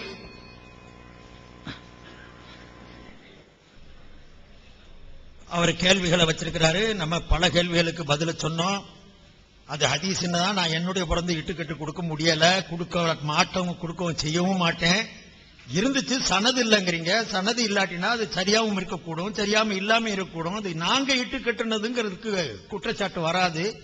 நீங்களும் இப்னு தைமியா விஷயத்துல சொன்னீங்க, அவர்கிட்ட சொன்னா அதெல்லாம் எடுத்து காட்டணும். அதெல்லாம் இல்ல, அங்க பாட்டு பாடிறனுங்கிறக்காண்டி எடுத்து எழுதியிருக்கிறார். நான் மேட்டரை பேசுறேன், அதுக்கு பிறகு நம்ம கேள்விகளையும் பாருங்க, இன்ஷா அல்லாஹ் அப்ப தெரியும். இந்த பேரித்தம்பள ஒட்டுகை முறையில் அவங்க எடுத்து வச்ச ஹதீஸ வச்சு ரசூலுல்லாவை தரக்குறவு பண்ணி அவங்களுக்கு உலக விஷயத்துல ஒன்றும் தெரியாது, அவருக்கு எந்த மரியாதையும் இல்ல, தீனுடைய விஷயத்துல தான் அவர் ஏற்கணும், வேற வகையுடைய விஷயத்துல தான் ஏத்துக்கிறணும், மத்த இதுல அவங்கள ஜீரோ ஆக்கிரணும், அவருக்கு ஒன்றும் தெரியாதுங்கிற முறையில். இந்த ஹதீஸுடைய நிலையை பார்த்தீங்கன்னா, ஒரு ஹதீஸை எடுக்கிறதுக்கு முன்னால இந்த ஹதீஸுடைய அறிவிப்பாளர்கள் ஆய்வு செஞ்சுதானே நீங்க எடுக்கிறீங்க. தனக்கு தேவைப்படும் பொழுது பலமான ஹதீஸ் கூட பலமா இருக்குதுன்னு ஏத்துக்கிட்டு கூட கடாசுகிறீங்க. இந்த ஹதீஸ்ல இக்ரிமாங்கக்கூடிய ஒரு அறிவிப்பாளர் இருக்கிறார். நான் சுருக்கமா சொல்லி எனக்கு அடுத்து சொல்ல வேண்டி இருக்குது, நிறைய மேட்டர் இருக்குது. மிஞ்சிச்சுன்னா இன்ஷா அல்லாஹ் அடுத்தடுத்த இதுல நமக்கு விவாதங்கள்ல நம்ம எடுத்து வைப்போம், விரிவாக எழுதி வைக்க வேண்டி இருக்குது. இன்னைக்கு நேரத்துடைய குறைவுனால இந்த இக்ரிமாவை பத்தி 6 பேர் குறை சொல்லி இருக்கிறாங்க. முஸ்லீம் ஷரீஃப்ல வந்திருக்கலாம், அவங்க கேட்டிருக்காங்க ஏகத்துவத்தில் எழுதியிருக்கேன், நான் பார்த்தேன் ஏகத்துவத்தில் எழுதணுடைய வகுச்சியெல்லாம் 11 இதுல 65 ஹதீஸ் வந்திருக்கு. அதை என்ன செய்யறது அந்த கவலை இருந்துருந்துச்சுன்னா நீங்க ஏன் அறிவிப்பாளரை பற்றி நீங்க ஜரஹத்தை அதில் செய்ய போயிருக்கிறீங்க, நிறைய குறைய பார்க்க போயிருக்கிறீங்க. நீங்க தானே தலைவாசலை திறந்து வச்சீங்க. நம்பினது மாதிரி பெரியார்கள் முன்னோர்கள் ஏற்ற மாதிரி ஏற்று போறதுன்னா எந்த பிரச்சனையும் வந்திருக்காது. உங்களுக்கு எதிராக வரும்பொழுது 65 ஹதீஸ்ல அவர் வந்திருக்கிறாருன்னா வந்துட்டு போறாரு. அறிவிப்பாளருடைய குறைன்னு இருக்கும்போது அவர் 65 வந்தான்னா 75 வந்தா என்ன, முஸ்லீம் ஷரீஃப்ல வந்தா என்ன, மூமின் ஷரீஃப்ல வந்தா என்ன, அது பெரிய குறையா வச்சு பேசுனீங்கல்ல, ஏன் இப்ப பேசுறது? அந்த இக்ரிமாவை பத்தி முஸ்தரிபுல் ஹதீஸ் குளறுபடி செய்யற ஒரு ஹதீஸ்ல அபூதாவுத் சொல்றார், ஸயீஃபுல் ஹதீஸ் அஹ்மத் இப்னு ஹம்பல் சொல்றார், அஹ்ல இமாம இக்ரிமா மாதிரி இருக்கக்கூடிய உங்களுடைய ஹதீஸ் எல்லாம் ஸயீஃபு தான் யஹ்யா இப்னு சயீத் சொல்றார். உண்மையாளராக இருந்தாலும் ஹதீஸ்ல குறை செய்யறவரு சாலிஹ் இப்னு முஹம்மது அல்-அஸதி சொல்றார். உண்மையாளர் தான், ஆனா ஹதீஸ்ல மறுக்கும்படியான செய்திகளை சொல்லிடுறாரு. இப்னு ஹிராஸ் சொல்றார் உண்மையாளர் தான், ஆனா பல தவறுகளை அவரை அறியாம செஞ்சு போடுறவரு அபூ ஹாத்திம் சொல்றார். இவ்வளவு குறைகள் உள்ள இந்த இக்ரிமாவோட இந்த ஹதீஸ சொல்லும் பொழுது வாசகம் இதாத்தான் இருக்கும்னு நினைக்கிறேன்னு சொல்றாருங்க. அவர் சொல்லக்கூடிய அவரே குளறுபடி, அந்த குளறுபடி அறிவிப்பாளரே இந்த ஹதீஸ ரசூலுல்லாஹ் இப்படி சொன்னாங்களோ அவு நஹ்வஹாதா அல்லது இது போலவோ சொன்னார்களோ, இதையே சொன்னாங்க, எனக்கு சரியா சொல்ல தெரியல, சரியாவே சொன்னாலும் குளறுபடி அவரே சந்தேகத்தோட சொல்றாரு. இந்த ஹதீஸை எடுத்து வச்சுக்கிட்டா அவர் பெரிய பீத்துனாங்க. அடுத்த ஹதீஸ் பரீரா முகீஸ் இருக்குது, அந்த உடும்பு கறி இருக்குது. நான் அடுத்த இன்ஷா அல்லாஹ் மேட்டர்ல விரிவா பேச வேண்டியிருக்கிறதுனால அதை நான் நிப்பாட்டிக்கிறேன். இன்னும் ஒரு சில இதை நான் கொடுக்கணும்னு நினைச்சதா இடையில விட்டு போச்சு, அது ஞாபகம் காட்டுறதுக்கு நான் நன்றி சொல்றேன். முதலாவது ஆரம்பமா பேசின ஷம்சுல் இவர் பேசினாரு, ஏமாத்தினாரு. அதே மாதிரி ஃபத்வா எழுதக்கூடிய காலங்கள்ல ஒரு ஹதீஸ்ல இடையில ஃபீஹாவை விட்டு போட்டு எழுது, ஃபீஹா இருந்துச்சுன்னா தெரிஞ்சு போயிடும், அலியுடைய ஹதீஸ ரசூலுல்லாஹ் சொன்னதாக போடு, புகாரியை எடுத்து பார்க்க போறான், இப்படியெல்லாம் அவங்க சொன்னதுடைய சாட்சி இருக்குது. ஆனா என்ன, சாட்சியை ஏத்தினா பல தொல்லைகள் வருது. அதனால சாட்சியை சமர்ப்பிக்க முடியல. சாட்சியை சமர்ப்பிக்க முடியலன்னா என்ன மறுக்கிறவர் சத்தியம் செய்யணும், முபாஹலா வேணும், சத்தியம் செய்யணும். அல் பையினத்து அலா மன் இத்தா வல் யமீனு அலா மன் அன்கர். விவாதத்தை வாதியிடத்துல ஆதாரம் இருக்கணும், ஆதாரம் இல்லாட்டினா மறுக்கிறவன் பிரதிவாதி சத்தியம் செய்யணும். இது ஷரியத்துடைய சட்டம்.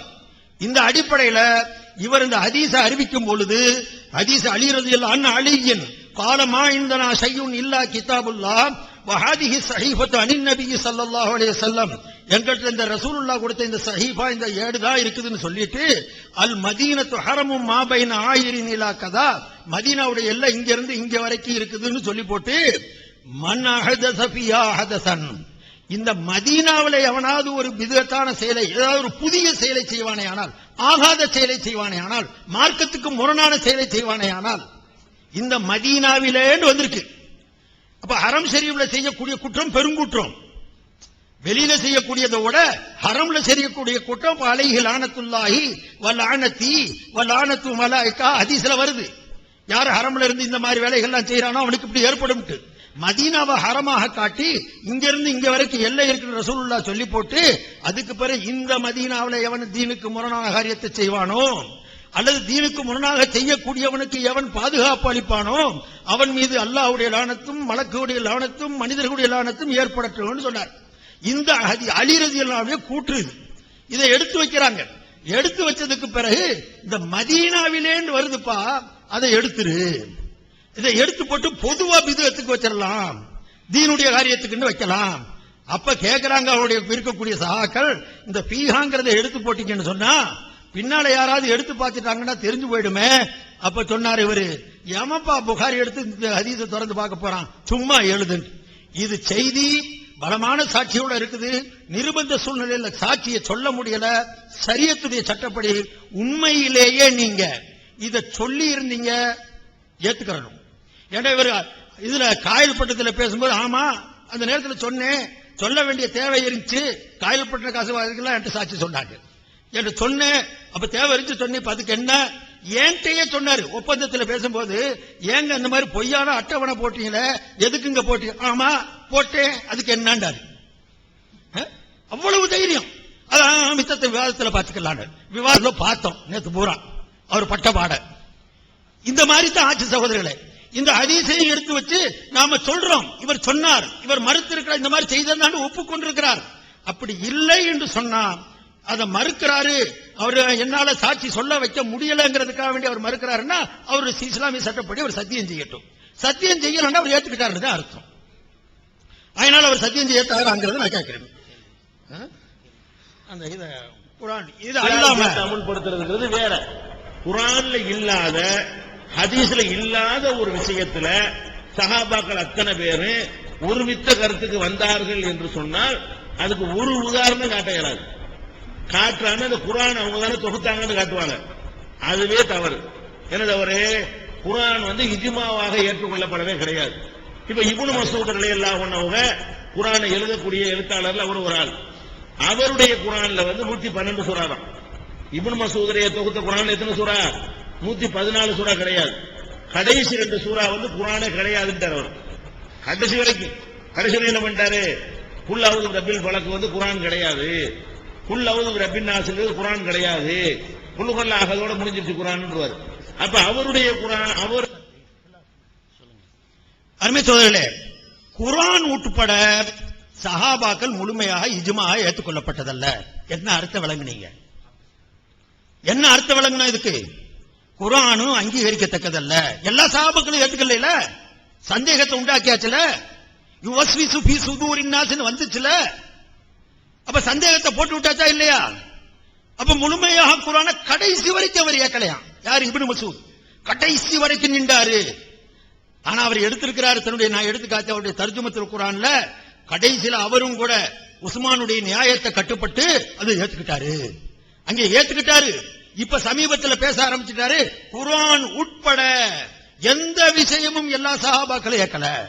அப்ப குர்ஆனை அங்கீகரிக்கிற விஷயத்துல சஹாபாக்கள கருத்து வேறுபாடு இருந்துச்சு. அது ஏறத்தாழ 40க்கும் அதிகம். என்ன மாதிரியான பேச்சுங்க?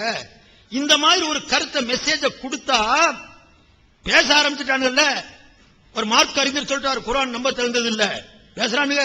நானே நெட்ல பார்த்தேன், கமெண்ட் பார்த்தேன், இப்படி எழுத ஆரம்பிச்சுட்டாங்களே, போட்டு கொடுத்துட்டார் வார்த்தை. இதுவரைக்கும் குர்ஆன் இவ்வளவு பாதுகாப்பான ஒரு வேதத்தை சந்தேகத்துக்குரிய ஒரு பொருளாக ஆக்கி அப்ப குர்ஆனையே மறுக்கிற லெவலுக்கு கொண்டு வர்றாருன்னு சொன்னா மார்க்கம் சொல்றதுக்கு தகுதி இருக்குதா? இது சரிதானா? நீங்க யோசிச்சு பாருங்க. இப்படி சொல்ற ஆள மார்க்க வழிகாட்டியா நான் எப்படி ஏற்கிறது? அல்லது நீங்க எப்படி ஏற்பீங்க? அது மட்டுமல்ல, இந்த குர்ஆனுடைய சூராவுடைய வரிசை இருக்கு பாருங்க. இந்த வருஷம் ரசூலுல்லாஹ் சொல்லல, ஆயத்துக்களை என்னமோ வருஷப்படுத்துறாங்க, அதுக்கு கூட ஆதாரம் சொல்ல முடியாதவர். சூறாக்களையும் ரசூலுல்லாஹ் வருஷப்படுத்தல, உஸ்மான் அவர்கள் தங்களுடைய கருத்துப்படி இந்த வருஷப்படுத்தினாரு.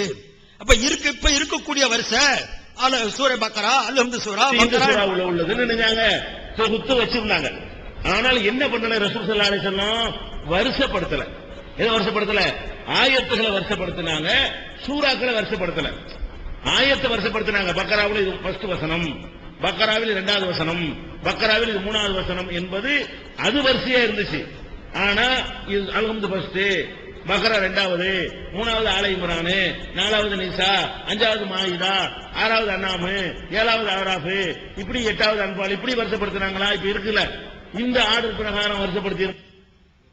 அப்ப குர்ஆனுடைய சூறாக்களை ரசூலுல்லாஹ் வருஷப்படுத்தல, உஸ்மான் தான் செஞ்சாரு, அவருடைய அறிவை பயன்படுத்தி செஞ்சாரு.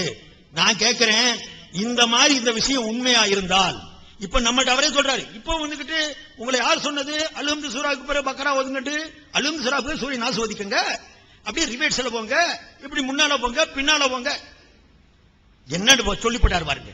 குர்ஆன் எப்படி வேண்டாலும் ஓதிட்டு போ, இந்த வருஷம் சரியில்லை, இந்த வருஷம் பிதுஅத்து, ரசூலுல்லாஹ் சொல்லல, சஹாபாக்கள் உண்டாக்குனாங்கன்னு அதானே அது. சூராக்களுடைய வருஷம் பிதுஅத்து, இந்த பிதுஅத்தை ஏற்கனங்கிறது என்ன கட்டாயம் அப்படின்னு சொல்ற இந்த நபரு அதே நேரத்தில் அவர் இதையும் சொல்றார். என்ன? ரசூலுல்லாஹ் ஸல்லல்லாஹு அலைஹி வஸல்லம் இந்த குர்ஆனை முழுசா ஹிஃப்ஸ் பண்ணியிருந்தாங்க, பூரா பாடமாக்கியிருந்தாங்க. சஹாபாக்கள்ல இருந்தும் ஏராளமான பேர், 26 பேருக்கு அதிகமாக இந்த மாதிரி பாத்துக்கங்க, அந்த பேர்கள்லாம் குறிச்சிருக்கிறார். இவங்களெல்லாம் முழு ஹாஃபிஸ்களாக இருந்தாங்க.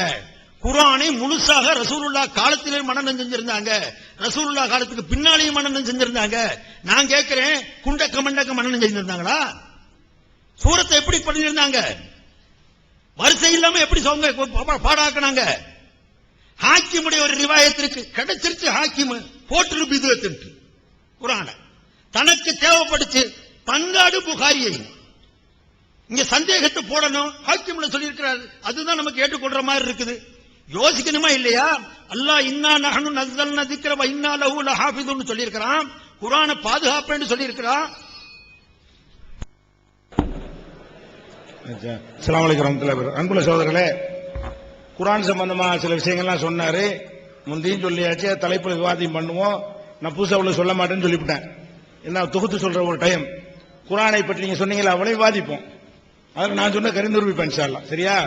அடுத்து சத்தியம் பண்ணணும்னு சொல்றாரு. முதல் நாள் எடுத்து வச்சாரு, எடுத்து வைங்கன்னு கேட்டேன், கடைசி வரைக்கும் எடுத்து வைக்காம இப்ப அவரை சாட்சியை கொண்டு நிப்பாட்ட முடியல அப்படிங்கிறார். அதனால சாட்சி வராட்டி நம்ம என்ன செய்யணும், சத்தியம் பண்ணிடணும் அப்படிங்கிறார். இப்ப சாட்சிங்கிறவர் யாருங்க? நான் சொல்றேன், இவர் கேட்கிறார்.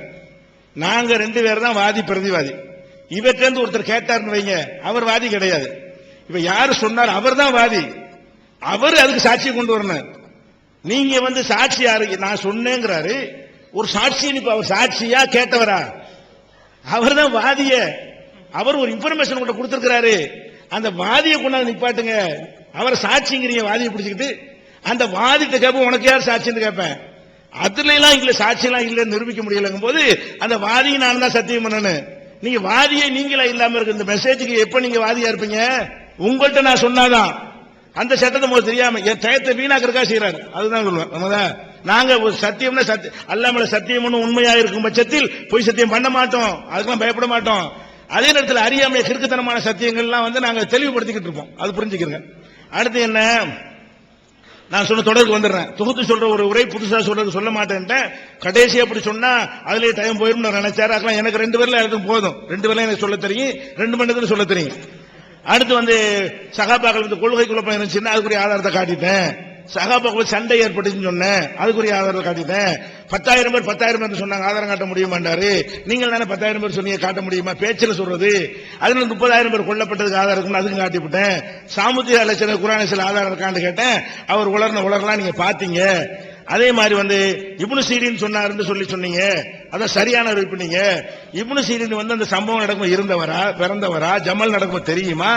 அவர் அறிவிக்கிறது முழுசல பண்ண சரியான அறிவிப்புங்கிறீங்க. அவரை இடையில ஆள விட்டுவிட்டாருன்னு சொன்ன, அதுக்கு பதில் செல்லவில்லை.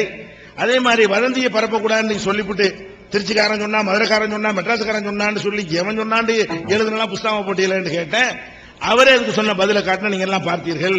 அது மாதிரி மண்டை பெருசா இருந்தா இமாமுக்கு அழகான விளக்கம், அதான் தகுதி. நீங்க அது எவ்வளவு கிறுக்குத்தனம் என்பதை எவ்வளவு அற்புதமான முறையில் நான் விளக்கி இருக்கிறேன். ஆலிம் பேசுமாவங்க எல்லாம் கேலி பண்ணி கேவலப்படுத்தி மண்டை சின்ன ஆட்கள்லாம் வைக்க தலை உணர மாதிரி ஆக்குனீங்க. அதெல்லாம் நீங்க கேட்டுக்கொண்டுதான் இருந்தீங்க. அதே மாதிரி மகானிகள் இருப்பதை அது சொல்லியாச்சு. அப்புறம் சாராய விஷயமா 9 கிளாஸ் 1 கிளாஸ் அதை சொல்லிக்கிட்டு நிறுத்திட்டாரு. நான் அடுத்து தொடர்றேன்டாரு. அந்த கிளிப்ல இருக்குது. அது முடிக்கலங்கிறதுனால நான் என்னதான் முடிக்க போறாரு, அவர் முடிக்காம பாதியில் இருக்கும், டைம் முடிஞ்சிருச்சு, அடுத்து சொல்றேன் நிப்பாட்டினாரு. முடிக்காதனால அதுக்கு பதில் சொல்லாம இருக்குது. அவ்வளவுதான் அதுல உள்ள விஷயம் ஒண்ணுதான். அதே மாதிரி ஆமீன் சொல்லலாம், குவைத்துல ஆமீன் சொல்லலாம். இந்தியாவில் ஹதீஸ் இருக்குது, ஆனா குவைத்துல சொல்லிக்கலாம், இந்தியாவில் சொல்லக்கூடாது. 2வது ஜமாத்து குவைத்துல 2வது ஜமாத்து பண்ணிக்கலாம், இந்தியாவில் ஹதீஸ் இருக்குது. அவ்வளவு அற்புதமான மார்க்கம் சொன்னதை நீங்க பாத்தீங்க. பெண்கள் பள்ளிக்கு வருவது கூடும், அது அது அனுமதிக்கத்தக்கதுதான். ரசூலுல்லாஹ் தடுத்தாங்க, ரசூலுல்லாஹ் தடுத்தாங்கன்னு ஒரு தடவை, அனுமதிக்கத்தக்கதுன்னு ஒரு தடவை சொன்ன போட்டு 2 முரண்பாட்டை வீடியோவில் போட்டு காட்டினேன், நீங்க பாத்தீங்க. ரசூலுல்லாஹ் நெஞ்சில கட்டின ஆதாரம் இருக்குது, இப்படி கட்டினது ஆதாரம் இருக்குன்னு சொல்லிட்டு சோளக்காட்டு பொம்மை மாதிரி கை கட்டி நிக்கிறாங்க என்று அவர் பேசின கிளிப்பிங்க போட்டேன். ரசூலுல்லாஹ்வுடைய ஹதீஸை அப்படி விமர்சிச்சாரு. உருவம் உண்டு உருவம் இல்லைங்கிற பிரச்சனையை உருவம் இருக்குன்னு சொன்னா என்னமாயிரும், காய் எப்படி கால் எப்படிலாம் கேட்பாங்கன்னு சொன்னாரு. அவரே அல்லாவுக்கு உருவம் இருக்குன்னு பேசுனதை நான் எடுத்து உங்களுக்கு போட்டு காட்டினது பாத்தீங்க. அதே மாதிரி யாக்கூத் போல 2 பேர் தான் தெரியும்டாரு. அதுக்குரிய கேள்வி, மக்கள் என்ன செய்யறாங்க அது கூட தெரியாட்டி ஒரு மனுஷனா நம்ம முன்னி மக்கள் செஞ்சுக்கிட்டு இருக்காங்க, அந்த ஆயத்துக்கு என்ன அர்த்தம் விளங்கி குத்துபியத்து ஓதிக்கிட்டு இருக்கிறான், அது சொன்ன முடியுது. அது மாதிரி சைத்தான் முடிச்ச வீட்டுல பாங்க சொன்னா சைத்தான் ஓடிடுவான். அனுபவ அறிவு குர்ஆன்ல இல்ல ஹதீஸ்ல இல்ல, நான் அனுபவத்திலையும் சொல்லுவேன் அப்படின்றாரு. இதெல்லாம் மார்க்கம் சொல்லி தகுதியான யோசிச்சிருங்க. உமர் என்று பெயர் வச்சா கழுது கூட உதைக்கும், கழுதை நாய் இப்ப பண்ணிக்கலாம், உமர் என்று பெயர் வைங்க என்று சொன்னாரு.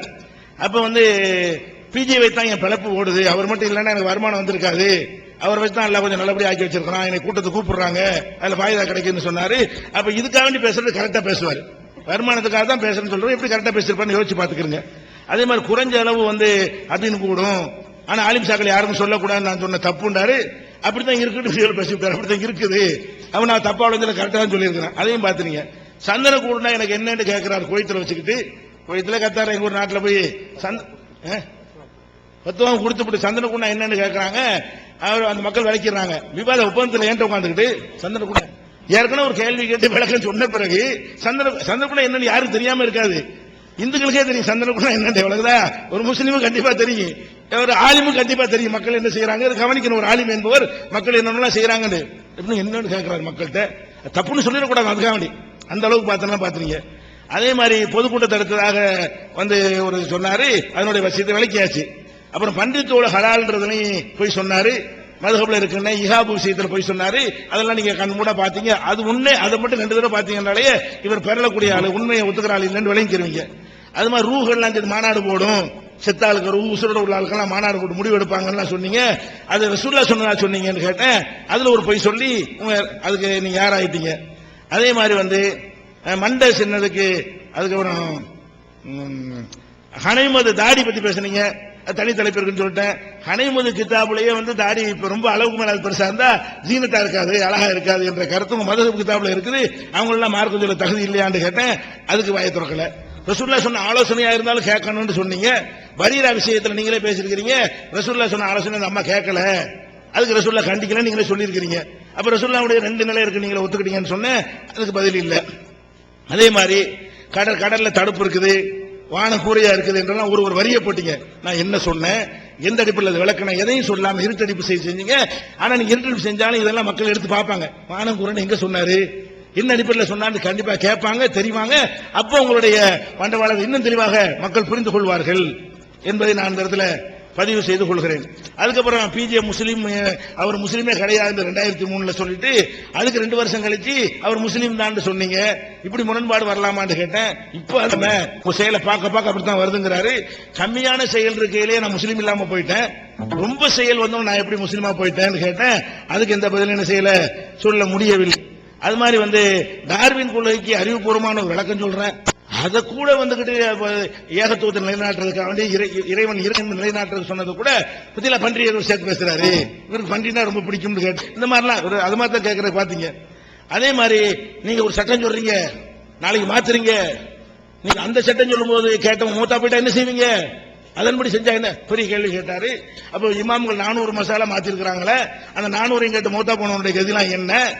கதீமு ஜதீம் ஷாபிமா மாத்திருக்கிறாரு, அந்த கதீமை கேட்டு அமல் செஞ்சவனுடைய கதிலாம் என்ன அப்படின்னு கேட்டேன். அதுக்கு என்ன செய்யல, ஆன்சர் வரவே இல்லை. இது மனுஷன் எல்லாரும் மாத்திக்கிட்டு தான் இருப்பான், அல்லாஹ் கிடையாது யாரும். இன்னைக்கு நான் சொல்றேன், இதுலயே நான் சரியா இதை விட தெளிவான சான்றை கொண்டால் நாளைக்கு இது இல்லைன்னு நான் பேசுறேன். குர்ஆனும் ஹதீஸும் தான் மார்க்கம், சத்தியம் தான் மார்க்கம். சத்தியத்தை சொன்னால் மாற வேண்டும், ஏற்றுக்கொள்ள வேண்டும், தலை வணங்க வேண்டும். அப்படிங்கிற விஷயத்தை என்ன செய்யறேன், அதை பார்த்துட வேண்டியது. அதுக்கப்புறம் இன்னும் பல உலகங்கள்லாம் செஞ்சீங்க. இது போக முதல் நாள் உள்ளதுல ஒரு பட்டியல் தனியாக மேல இருக்குது, அவ்வளவு வாசிக்க டைம் இல்லை. இஜ்மா சம்பந்தமா என்னென்னலாம் கேட்டோம், என்னென்ன ஒரு ஆயத்தை இஜ்மாங்கிற தலைப்புல விவாதம் நடந்தது. ஒரு ஆயத்தை சொல்லி இந்த ஆயத்திலிருந்து இஜ்மா இருக்குன்னு உங்களால் சொல்ல முடிஞ்சா? ஒரு தலைப்புல விவாதம் பண்ண வர்றீங்க. இது நவீன கால பிரச்சனை கொண்ட தலைப்பு இல்ல, 14 நூற்றாண்டா இருக்கிற ஒரு மேட்ரு. நிறைய பேர் எடுத்துக்கொண்டிருப்பாங்க, ஈஸி படுத்திருப்பாங்க. அவ்வளவு லேசா இருந்து ஆனால் முட அள்ளி கொட்டுற ஒரு விஷயத்துல ஒரு ஆயத்தை காட்டுங்கன்னு கேட்டேன், ஒரு ஹதீஸை காட்டுங்கன்னு கேட்டேன். இஜ்மாக்கு ஒரு ஆயத்தை காட்ட முடிஞ்சா? இது மாதிரி எந்த விவாதமா நடந்த உலகத்தில் பார்த்திருக்கிறீங்களா? எந்த தலைப்பா இருந்தாலும் அவன் தேவை ஆள் சமாளிக்காம செய்வான், ஒரு ஆயத்தை போட்டு பேசப்பட்டு செய்வான். ஒரு ஆதாரம் இல்லாம வெறுங்கையோடு நின்றீர்களே. இஜ்மாங்கிறது கிடையவே கிடையாது அவ்வளவு தெளிவா நிரூபிக்கப்பட்டுச்சு. கேட்டா நீ தானே இஜ்மா, நீ தானே பண்ண, நீ தானே எழுதியிருக்கிறேன்னு கேட்டீங்க. எனக்கு சம்பந்தம் இல்லாத கேட்டீங்களே தவிர இஜ்மா என்பது மூல ஆதாரமா 4 விஷயத்துல அடிப்படைக்கு ஆதாரம் இல்லை பாருங்க. சாதாரண ஃபிக்ஹ் சுன்னத்து முஸ்தஹபுக்கு ஆதாரம் இல்லைனாலும் பரவாயில்லை விட்டுறலாம். அடிப்படை ஃபண்டமெண்டலான ஒரு விஷயம் இப்படி இஸ்லாத்துல இருக்கு. அந்த இஜ்மா என்னன்னு கேட்டா அது இஜ்மா இல்ல, இதுதான் இஜ்மா, அதுதான் இஜ்மா. இந்த மாதிரி 46 கருத்து இஜ்மாவுக்கு. இஜ்மா என்னங்கிறது இவ்வளவு கேட்டன. அப்ப முதல் தலைப்பையும் சந்தேகத்துக்கு இடமில்லாத வகையில இஜ்மா என்பது மார்க்கத்தின் ஆதாரம் இல்லவே இல்லை என்று அல்லாஹ்வுடைய அருளால் அல்லாஹ் அவ்வளவு தெளிவாக நிரூபித்து காட்டியிருக்கிறான் என்பதை நீங்கள் அந்த வாதத்தை ஆரம்பத்திலிருந்து கடைசி வரைக்கும் பார்த்தால் அறிந்து கொள்வீர்கள். இஜ்மாவுக்குன்னு ஒரு சவால் விட்டார், 3 கேள்வி கேட்டாரு. யகீன் ஒரு கேள்வி கேட்டாரு, மாதவிடாய் ஒரு கேள்வி கேட்டாரு, கசர் ஒரு இதான ஆதாரம். முடியுமா இஜ்மா இல்லாம? அது முடியும் அடுத்த நாள் சொல்லி அந்த ஆயுதத்தையும் முடியும். ஒண்ணுமே இல்லை, எதிர்கேள்வி கேட்கறது கூட அது கூட ஒண்ணும் இல்லாம ஆக்கி இஜ்மாங்கிறது குப்பை, பொய், கற்பனை இல்லாத ஒரு விஷயம். அஹ்மது இப்னு ஹம்பல் சொன்ன மாதிரி அது ஒரு இட்டு கட்டுறான். இஜ்மான்னு சொன்னா நன்மக்கள் மேல இட்டு கட்டுறான். 50 பேர் சொன்னாங்க, உனக்கு எப்படி தெரியும் ஒன்றவங்க சொன்னாங்களான்னு கேட்கிறாரு. சும்மா இருந்தாங்கன்னா ஏத்துக்கிட்டாங்க அடுத்த மாடு. இதெல்லாம் சொல்லி நிரூபித்தோம். அடுத்த தலைப்பு என்ன? இது மாதிரி ஒரு தலைப்பு, ஒரு மனுஷன் தகுதி உள்ளவனாங்கிற தலைப்புல உலகத்தை எங்க விவாதம் நடந்திருக்கான்னு நினைக்கிறேன். இதைத்தான் பண்ணுவேன். ஒரு மசாயிலுக்கு பண்ணாலும் பயனுள்ளதா இருந்திருக்கும். பிஜே தகுதியா இதைத்தான் நான் பேசணும் பிடிவாதமா இருந்து இதை பேசிட்டு தான் அடுத்ததை பேசுவேன் நின்று. இது ஒரு சொல்லி நான் எவ்வளவு தடுப்பார்த்தேன். ஏன் தகுதி இல்லாம இல்ல, இது தேவையா? பிஜே தகுதி ஒரு மனுஷனை முன்னிறுத்தி வாதம் நடத்தணுமா? 30 வருஷமா வேற தலைப்பு மதுகப பேசுவோம், அதை பேசுவோம்னு கேட்கறான். இதைத்தான் பேசுவோம், இதைத்தான். நீ யாரு, உனக்கு மார்க்கம் சொல்ல தகுதியா இருக்கான்னு கேட்டு 30 ஆண்டுகளாக என்னை பற்றி ஆய்வு செய்கிறார். என்னுடைய சீடிகளை வாங்க எங்கேயும் அவர் போக வேண்டியதில்லை. 3000 மணி நேரத்தினுடைய உரைகள் ஆன்லைன் pj.com இருக்கிறது, தௌஹீத் வீடியோ.com இருக்கிறது, ஆன்லைன் pj.com இருக்கிறது, ஏராளமான பேஸ்புக்குகள்ல இருக்கிறது. அவ்வளவு வீடியோக்களும் திறந்த புத்தகமாக காசு கொடுத்து வாங்காமல் கிடைக்கிறது. எல்லா புஸ்தகமும் கிடைக்கிறது. நெட்டிலே புஸ்தகத்தை இலவசமாக டவுன்லோட் செய்யலாம். இவ்வளவு காலம் தேடி இவ்வளவு வசதியை கொடுத்து உங்களுக்கு எடுத்து காட்ட முடிந்தது இதுதான். இது ஒண்ணும் இல்லைங்கிறத எடுத்து காட்டிருக்கிறீங்க. இல்ல, சிரிக்க கூடாது. இது நல்ல முறை இல்ல. ஒப்பந்தத்தில் இருக்கிறவங்க நடக்க வேண்டும். அப்ப இதுதான் இருக்கிறது. ஆனா எனக்கு உங்களை பத்தி ஒண்ணுமே கிடைக்கல. இது சரின்னு சொல்லி தலைப்பு ஒத்துக்கிட்ட பிறகு ஏதாவது தேடுங்க பாண்ட பல ஒரு குவைத்துக்கு போன் பண்ணி அவங்கள்ட்ட கேட்டு ஒரு சீட்டு வாங்கணும், கத்தார்ல கேட்டு ஒரு சீட்டு வாங்கணும், எங்கேயும் கிடைக்கல. 5 சீடி கஷ்டப்பட்டு வாங்கி அதுலதான் கூட்டு சரக்கம் எடுத்துக்கணும். அதுக்குள்ளே தெரிகிறது நீங்க தகுதியற்றவன். ஒரு 100 மட்டும் கிடைச்சிருச்சுன்னு வைக்க, நான் ஒரு மாசத்துக்கு அவ்வளவு பேசிருப்பேன். ஏன்னா அல்லாஹ் சொன்னாங்க, ரசூல் விட்டு அட்டிக்கிறது உங்க வேலை. இதுல இருந்து அல்லாஹ் ரப்பல் ஆலமீன் சத்தியத்தை தெளிவாக ஆக்கி விட்டான். அஸ்ஸலாமு அலைக்கும் வரஹ்மத்துல்லாஹி வபரகாத்துஹு. கண்ணியமிகு சகோதரர்களே, அல்ஹம்துலில்லாஹ் இறுதி இருப்பு அமர்வு கேள்விகளை நேற்று ஏறத்தாழ 40-45 கேள்விகளுக்கு கேட்டோம், எந்த பதிலும் இல்ல. உளறல் தான், திரும்ப திரும்ப திரும்ப அதே ரொட்டேஷன் தான், போட்டு மாத்தி முடிச்சு முரட்டு திரும்ப எடுத்து சொல்றது. அது வழக்கமா இருக்கிற காரணத்தினால நம்பர்களை போட்டு எண்ணி அடிச்சிடுறது. இந்த வேலையை தான் அவங்க செஞ்சிருக்கிறாங்க. உண்மையான கேள்வி, அந்த இமாம் சொன்னார், இந்த இமாம் சொன்னார், எந்த இமாம் சொன்னார்? இஜ்மான்னு சொன்னாலே விளக்கமா சொல்றோம். ஒரு ஆளு சொன்ன அங்கீகாரம் 100 ஆளு சொன்ன அங்கீகாரம் இல்லையாண்டா விளங்க மாட்டேதே. ஒரு ஆள் சொல்லி கியாஸ் செஞ்சு ஆய்வு செஞ்சு சொன்னா நபி ஸல்லல்லாஹு அலைஹி வஸல்லம் புகழ்ந்து சொல்றாங்க, அல்ஹம்துலில்லாஹி அல்லதி வஃபக ரசூலில்லாஹி லிமா யுஹிப்பு ரசூலுல்லாஹ். அழகானாங்க. ஒரு ஆள் ஆய்வு சொன்னா அங்கீகாரம் ஆதாரமாய் போச்சு.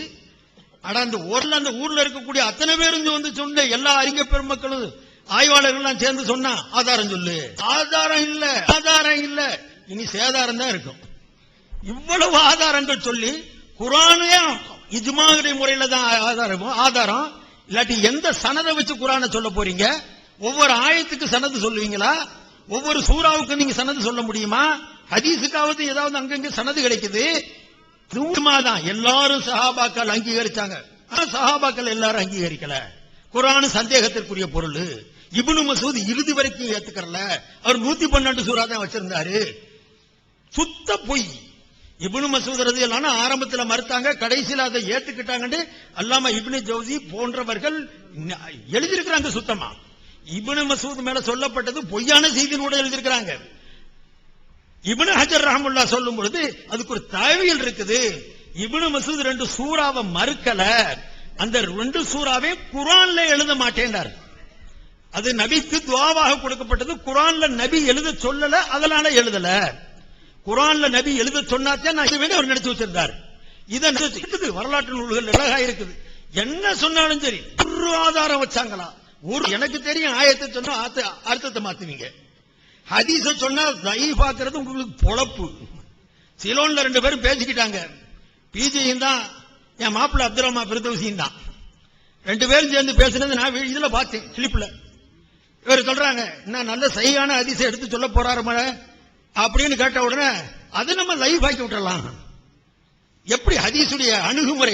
தமாஷா சொன்னேன், தமாஷா. குர்ஆன் ஹதீஸ் லைவ் ஆக்கிடுறாங்க. கிளிப்பு நேரம் இல்ல, போட வேண்டியது இன்ஷா அல்லாஹ் அடுத்து இருக்குது. வர வேண்டிய வண்டவளம்ல வரணும்ல. 30 வருஷமா சொன்னேன் நான். எங்க லைன்ல அப்படி இருக்குது, எங்க ஆன்லைன். இதோட கிறிஸ்தவன் அதிகமா செய்யறான், இதோட அவனும் செஞ்சுக்கிட்டு இருக்கிறான். அதிகமா செய்யறதா இது? உங்களால வழி காட்டப்பட்டதா, வழி கெடுக்கப்பட்டதா? எத்தனை இளைஞருடைய உள்ளங்களை குர்ஆன் ஹதீஸுடைய விஷயத்துல இவ்வளவு மோசமாக்கிட்டீங்க. ஏராளமான ஹதீஸ்ல தூக்குறது மாதிரி எடுத்து எரியற செய்து விட்டுட்டீங்க. இது நீங்க செய்த தியாகமா? நீங்க செய்த பெரிய உழைப்பா? இது மகாபெரும் பேரழிவல்லவா? இப்படி எத்தனை காரியங்களை இந்த சமுதாயத்தை கெடுக்கிற மாதிரி, சந்தேகத்தை உண்டாக்குற மாதிரி. குர்ஆன் புகாரியும் சந்தேகத்துக்குரியது, குர்ஆனும் சந்தேகத்துக்குரியது. ஆயத்துக்கள் சூரத்துக்களுக்கு கூட அதை சந்தேகத்துக்குரிய பொருள் மாதிரி காட்டி கொடுத்துட்டு போயிட்டீங்க. இந்த சமுதாயத்தை எப்படி சீர்திருத்துறது? யாரு உங்களுக்கு எல்லாம் எடுத்து சொல்றது? இந்த முறையில நீங்க செய்துட்டு பெருமையா பேசுறீங்களே, நாங்க அப்படி செய்யறோம், நாங்க இப்படி செய்யறோம், நான் ஒரு சல்லி காசு வாங்கல, நான் ரொம்ப பெரிய தியாகி, அப்படி சுய புராணம் தான் பண்ணீங்களே தவிர நீங்க செய்த சேவை ஒண்ணு பெரிய சேவை அல்ல. இந்த சேவை செய்துட்டு போங்க. அது ஒரு சேவை செய்தாலும் இக்லாஸோட அல்லாஹ்வுக்காக வேண்டி சரியான மூமினாக இருந்தா பரவாயில்ல. கெடுத்து குட்டிச்சோராக்கி போட்டு இது ஒரு சேவை நீங்க எடுத்து காட்டுறது எனக்கு வெக்கக்கேடா தெரியுது. இப்படி செய்யற ஆளுக ஒரு மார்க்க வழிகாட்டியா இருக்க முடியாது. ஒரு சில கேள்வி நேரம் குறுக்கலா இருக்கிறதுனால ஏராளமான கேள்விகள் இருக்குது, எண்ணி போட முடியல. அதனால சில கேள்விகளை உங்களுக்கு முன்னாமல் வைக்கிறோம். விஞ்ஞானிகளின் கருத்துக்கு குர்ஆன் ஹதீஸ்களை விட அதிக முக்கியம் ஏன் கொடுத்தீர்கள் என்றே நமது கேள்விக்கு பதில். விஞ்ஞானியை சொல்லிட்டான், தினமணி தொடர்ல சொன்னா அதனால மசாலாவை மாற்று, சட்டத்தை மாத்து. குர்ஆன் ஹதீஸுக்கு அல்லாஹ் ரசூல் மேல இருக்கிறத விட விஞ்ஞானிகளுக்கு மதிப்பு. கல்பு சம்பந்தமாக நாம் கொடுத்த எந்த விளக்கத்திற்கும், அது சம்பந்தமான நம்மால் கேட்கப்பட்ட எந்த கேள்விக்கும் பதில் தராமல் எங்கள் உஸ்தாதார் என்று விடமான பதிலை கொடுத்து மழுப்பினீர்கள். நெஞ்சு எதுக்கு சொல்றதுன்னு சொல்லி படம் போட்டு குறி வச்சு காட்டியும் கூட தலைக்கும் கொள்ளலாம் நெஞ்சுன்னு சொல்லிட்டு போறீங்க. இவ்வளவு வேகமா இவ்வளவு மோசமான கருத்தை சொல்லிட்டு போற ஆளுகள் நான் பார்த்ததில்லை. பஸார் என்ற நூல், ஹதீஸின் நூலில் ரிவாயத்து சம்பந்தமா நாம் கேட்ட கேள்விக்கு பதில் இல்ல. இந்த சதுரிஹின்ற பஸார்ல வந்திருக்கு. இதுக்கு இருந்தும் கூட நீங்க ஏன் அந்த கமா காட்டினீங்க? யாருடைய ரிவாயத்து ஷாஃபியுடைய மதுஹபுக்கு இருக்குதா இல்லையா? இப்படி சொல்லியும் கூட அது தரல. சிமாக் இப்னு ஹர்புடைய நபிமொழி முற்றிலும் பலவீனமானது என்று நாம் ஆதாரம் காட்டி கேள்விகளை கேட்டோம். அதற்கு மௌனமே பதில். பிஜே இந்த பதில் வரல. சஹீஹ் ஹதீஸுக்கு முரணாகாத பதில், லைஃபான ஹதீஸின்படி நாங்கள் அமல் செய்யும். ஆனால் உங்களிடம் சதுர் என்பதற்கு உங்களிடம் என்ன ஹதீஸ் உள்ளது என்று, சஹீஹான ஹதீஸ் எங்கே இருக்கிறது என்று கேள்வி கேட்டோம். ஒரு ஹதீஸ் சஹீஹா காட்ட முடியல. அல் ஜன்னத் எழுதியதற்கும் மேடையில் பேசியதற்கும் ஏன் முற்றிலும் மாறுபடுகிறீர்கள் என்று நமது கேள்விக்கும் பதில் இல்ல. இஹாபுடைய சட்டம், இஹாபு தோலுங்கிற சட்டத்தில் சம்பந்தமாக நதுர் இப்னு சுமைல் போன்ற ஹதீஸ்களா வல்லுநருடைய அழகான விளக்கத்தை சொன்னதுக்கு பிறகு கூட சரியான பதில் தர எங்கிருந்தோ எடுத்து இருக்கக்கூடியதை உளறலத்தான் நீங்க பதில சொல்லிக்கிட்டு இருந்தீங்க. காலருக்கு ஏற்ற மாற்றி மாற்றி பேசுவதால் நீங்கள் கூறும் சட்டத்தை எத்தனை ஆண்டுகள் கழித்து பின்பற்ற வேண்டும் என்ற கேள்வி கேட்டோம். ஆனால் அதற்கும் பதில் இல்ல. நாங்க அப்ப எழுதின 86 80 எழுதினோம், இன்னைக்கு மாறிக்கிட்டோம். அப்ப சஹாபாக்களை ஏற்கலாம்னோ, இப்ப நாங்க மாறிக்கிட்டோம். அப்ப தாபியன்களை ஏற்கலாண்டோம், இப்ப நாங்க மாறிக்கிட்டோம். எத்தனை தான் மாறுவீங்க? எப்பவெல்லாம் மாறுங்க? நிலையா சொல்லக்கூடியதா மாறி இன்னமும் மாறிக்கிட்டு தான் இருப்போம். அவர் சொல்றாரு அடுத்து, அபூ ஹனீஃபா மாறலையா, ஷாஃபி மாறலையா? அவர் நீங்க அந்த காலத்துல அவங்க போய் அது கிடைக்காம இருக்கு பல இடத்துல பேசுறீங்க. பட்டணத்திட்ட ஹதீஸ் கொட்டுமுண்டு. அந்த ஹதீஸ் கொட்டுற காலத்துல கூட 10 ஆண்டுகளுக்கு பிறகு ஒரு நிலைகளை மாத்துறீங்க. கடைசியில் அதுல அபூ சாலி பாதாம் இருந்தார், வாபஸ். முஹம்மது இப்னு இஸ்மாயில் வாபஸ். இப்படியே மாறி மாறிக்கிட்டு இருக்கிறீங்களே, எதை உங்களுடைய நிலையா எடுத்துக்கிறது? தினமணி கதிர் நமக்கு ஆதாரமா அல்லது நபி மொழி நபி ஆதாரம் கேள்விக்கு பதில் இல்ல. தாடி சம்பந்தப்பட்ட நாம் எடுத்து வைத்தும் கூட, பல ஹதீஸ்களை நாம் எடுத்து வைத்தும் கூட அது பற்றி பேசுவதற்கு பதிலாக உளறலே உங்களிடம் பதிலாக இருந்தது. எவ்வளவு தெளிவான அவுஃபு அர்ஹு வஃபிரு இத்தனை 5 விதமா ரசூலுல்லாஹ் சொல்லி தாடியை நீளமா வளருங்கடா. ஸ்டேஜ்ல இருக்கிறாங்க, அவங்களுக்கு தாடி இருக்குதா? பின்னால உட்கார்ந்து இருக்கிறாங்க, அவங்களுக்கு தாடி இருக்குதா? இந்த நையாண்டி தான் உங்கள்கிட்ட பதிலா வந்து தவிர நாங்க கொடுத்த அசலுக்கு உண்டான பதிலை நீங்க கொடுக்கல. எந்த பதில உங்களுக்கு? மூலின் கருத்துக்களுக்கு நல்ல அர்த்தம் வைக்க முடியுமையானால் அதைத்தான் வைக்க வேண்டும் என்ற நமது கேள்வி அப்படியே வசதியாக சொன்னோம். மூமின் ஒரு வசதி சொல்றான், ஒரு ஆதாரத்தை ஒரு பேச்சை சொல்றான்னு சொன்னா நல்ல பொருள் கொடுக்க முடியும்னா நல்ல பொருள் தான் தெரியணும். தப்பர்த்தம் இருக்கக்கூடியது இல்லைங்கிற கருத்தை சொன்னோம். ஏற்கிறீங்களா, மறுக்கிறீங்களா? ஆதாரம் இல்ல. தப்பாங்கிற நிலையில இருக்கிறீங்களா, அதை மாத்திக்கிறோம்ங்கிற அந்த விளக்கமும் இல்ல. அப்துல்லா இப்னு முஆவியா என்ற நபி தோழரை நபியாக தோழரை சஹாபி அல்ல என்று சொன்னீர்கள். இவர் சஹாபியா எனக்கு படலன்னு சொன்னீங்க. இவர் எனக்கு சஹாபியாக அந்த இலக்கணவிற்கு பொருந்தல. பருள்கள்ல பக்கா சஹாபி என்று எழுதப்பட்டும் கூட தனது நிலைக்கு முரணாக அவர் ஹதீஸ் அறிவிச்சிட்டதுனால பாவப்பட்ட அந்த சஹாபியே வெளியேற்றிட்டீங்க. நபியா சஹாபியே இல்லைங்கிற முறையில இவ்வளவு அசாட்டியமான முறையில் இந்த வாதத்தை வச்சீங்க. காரணம் சொல்லுங்க. இங்கேயாவது வருஷங்கிற விஷயத்துல சேம் இருக்குதுன்னு கேட்டோம், பதில் இல்ல. அமைதி. இருதயம் என்பதற்கு குர்ஆன் ஹதீஸ்ல ஆதாரம் காட்டினோம், மூளை என்பதற்கு ஆதாரம் காட்டி நிரூபிக்கல. குர்ஆன் வந்திருக்குது, ஹதீஸ்ல வந்திருக்குது, இருதயத்துல தான் எல்லாம் விட்டு ஆசை பாசம் பயம் அத்தனையும் இருக்குது. ஆயத்துக்கள்லையும் ஹதீஸ்லயும் இருக்குது. நீ எந்த ஆதாரம் காட்டினீங்களா? எல்லாமே மண்டையில் இருக்குதுங்கிறதுக்கு குர்ஆன்ல ஹதீஸ் மௌனம். ஹவுலுல் கௌசர் தடாகத்தில் நின்று கொண்டு உலக மக்கள் அனைவரையும் நபி அழைப்பார் என்று ஒரு மறையும் நபி தோழர்களை மட்டும்தான் நபி தோழர்களை மட்டும் அழைப்பார்கள் என்று ஒரு கூறினீர். முரண்பட்டு பேசுறீங்க. முழு உம்மத்தி ரசூலுல்லாஹ் அழைப்பாங்கன்னு சொன்னீங்க. இன்னொரு இடத்துல பார்த்தா வெறும் சஹாபாக்களை மட்டும் தான் கூப்பிடுவான்னு சொன்னீங்க. ஏன் இப்படி முரண்படுறீங்கன்னு கேட்டோம். உளறல் தான் பதில், எந்த பதிலும் இல்ல. பாங்கு சொன்னால் சைத்தான் ஓடுவான் என்பதற்கு ஹதீஸ் மூலம் விளக்கம் கொடுத்து இது ஆராய்ச்சி செய்தால் மார்க்கத்துக்கு தடை இல்லை. சூரிய பாத்தியாவை சொல்லி இருக்கிறாங்க, ஓதி கொடுத்திருக்கிறாங்க, ஓதி பார்க்கிறாங்க, சைத்தானை விரட்டுறாங்க, நோயை குறைக்கிறாங்க. நபி ஸல்லல்லாஹு அலைஹி வஸல்லம் இந்த முறையை அங்கீகரித்திருக்கிறாங்க. ஷிர்க் குஃப்ர் அல்லாத வார்த்தைகளை சொல்லி நீங்கள் எதையும் ஓதி பார்க்கலாம் என்ற பல ஹதீஸ்கள் மூலமாக நமக்கு அறிய கிடைக்கும். பாங்கு சொல்லி சைத்தானை விரட்டினா ஓடுவாங்க கூடிய அந்த நிலையை எடுத்து வச்சோம். மறுக்கக்கூடிய நீங்க இதுக்கு எந்த ஆதாரமும் தரல. பிஜே சம்பளம் வாங்கினார் என்பதற்கு ஆதாரம் நிரூபித்த அது சம்பந்தமா வாயே திறக்கல. நாங்க சம்பளம் வாங்கல, அதுவும் இல்ல. பெரிய டயலாக் விட்டீங்க. அவன் சம்பளம் கொடுத்தவன் இங்கேயே உட்கார்ந்துகிட்டு முழு வவுச்சரை காட்டுறான், வான்னு சொல்றான். அதே மாதிரி ஒவ்வொரு இடத்துலயும் உங்க இவ்வளவு வந்தாரு, சம்பளம் வாங்கினாரு, கூட்டத்துக்கு வராரு, இவ்வளவு பெற்றுட்டு போனாரு. ஒருத்தர் சொல்லி இப்ப சொல்றாரு, அவர் வெளியே போனதுக்கு பிறகு சொல்றாரு, வெளியே போனதுக்கு பிறகு சொல்லக்கூடிய ஆளுடைய பேச்சை ஏற்க கூடாது. நீங்க கூட எதிரியாத்தான் இருக்கிறீங்க, பேச்சை நான் ஏற்கணும். எதிரான பேச்சை விட்டு தானே போவீங்க. ஒரு பேச்சையும் தள்ளி போயிட்டா எப்படி விற்கிறது?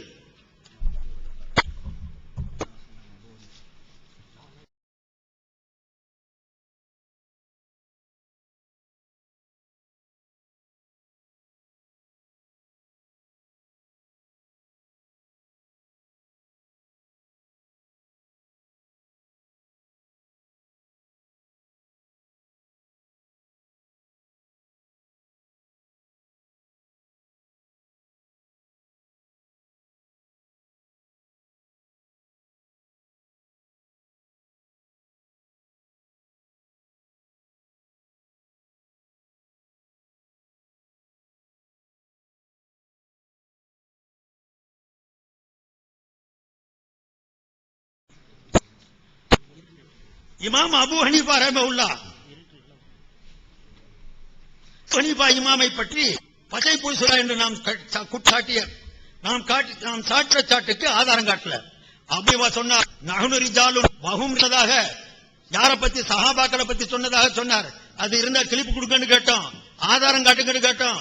அவர் தாபியீன்களுடைய விஷயத்தை சொன்னதை சஹாபாக்களை வீழ்த்துறதுக்காக வேண்டி, சஹாபாக்களை மட்டம் தட்டுறதுக்காக வேண்டி தன்னுடைய நிலையை எங்க இமாமையும் கூப்பிட்டீங்க, சப்போர்ட்டுக்கு கூப்பிட்டு அதை அவங்களும் சொல்லி இருக்கிறாங்க அப்படின்னு ஒரு பொய்யான செய்தியை சொன்னீங்க. சரியான விஷயமாக சரியான ரிவாயத் இருந்தாலும் இது கொடுங்க ஆதாரம் கேட்டோம். கடைசி வரை சொல்லல. ஒரு தாளை கொடுத்தா அதில் அவர் சொன்னது போன்று இல்லை, இதை முன்பே சொல்லி இருந்தார் அவர்.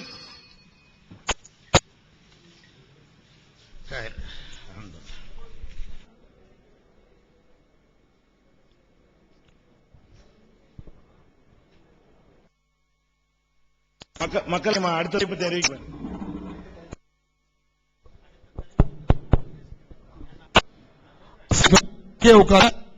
இருந்து தகவல் வரும் வரை யாரும் எழுந்திருக்க கூடாது. அமைதியா உட்காருங்க.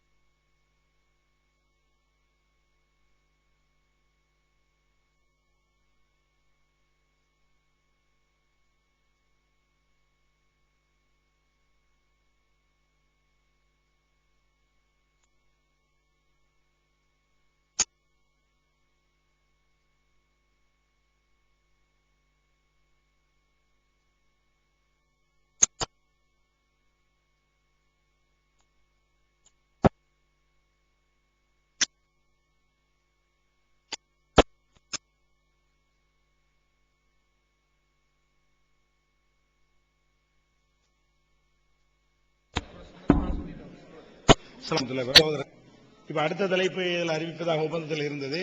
அழைப்பு சம்பந்தமாக சில விஷயங்கள் இன்னொரு பேசி அதை அவங்க சொல்றேங்கிறாங்க. நாங்க ஏற்றுக்கொள்றது பிரச்சனை இல்லை. ஒரு இதெல்லாம் நெருக்கடில அப்ப என்னைக்கு அவங்க சொல்றாங்களோ அந்த தேதியில நாங்க பேசி அந்த தலைப்பு எல்லாம் முடிவு பண்ணி முந்தி அறிவிச்சது போல இப்ப எப்படி அறிமுகம் அறிவிச்சுக்கிட்டியா அமைதியா கலைஞ்சுவாங்க. சொல்லுங்க. நிலைமை என்னன்னு சொன்னா, முண்டால பேசின ஒப்பந்தத்துல தலைப்புகளை 2 பேரும் தொகுத்து இருவரும் பார்த்து சரி பார்த்து கையெழுத்து போட்டதுக்கு பிறகு வெளியிடலான்னு பேசி முடிச்சிருந்தோம். ஆனா இவங்க தானா எடுத்து அவசரமா உடனே ஆட்கள் இருக்கிறதுனால உடனுக்குடனே அதை செட் பண்ணி வெளியிட்டாங்க. அது எனக்கு வந்தது, இமெயில் அனுப்புனாங்க. அதுல நான் எடுத்து வைத்திருக்கக்கூடிய தலைப்புகளுடைய வாசகங்கள் மாறிச்சு. தவறான பொருள் தரும் பல வாசகங்கள் அதுல இருந்துச்சு.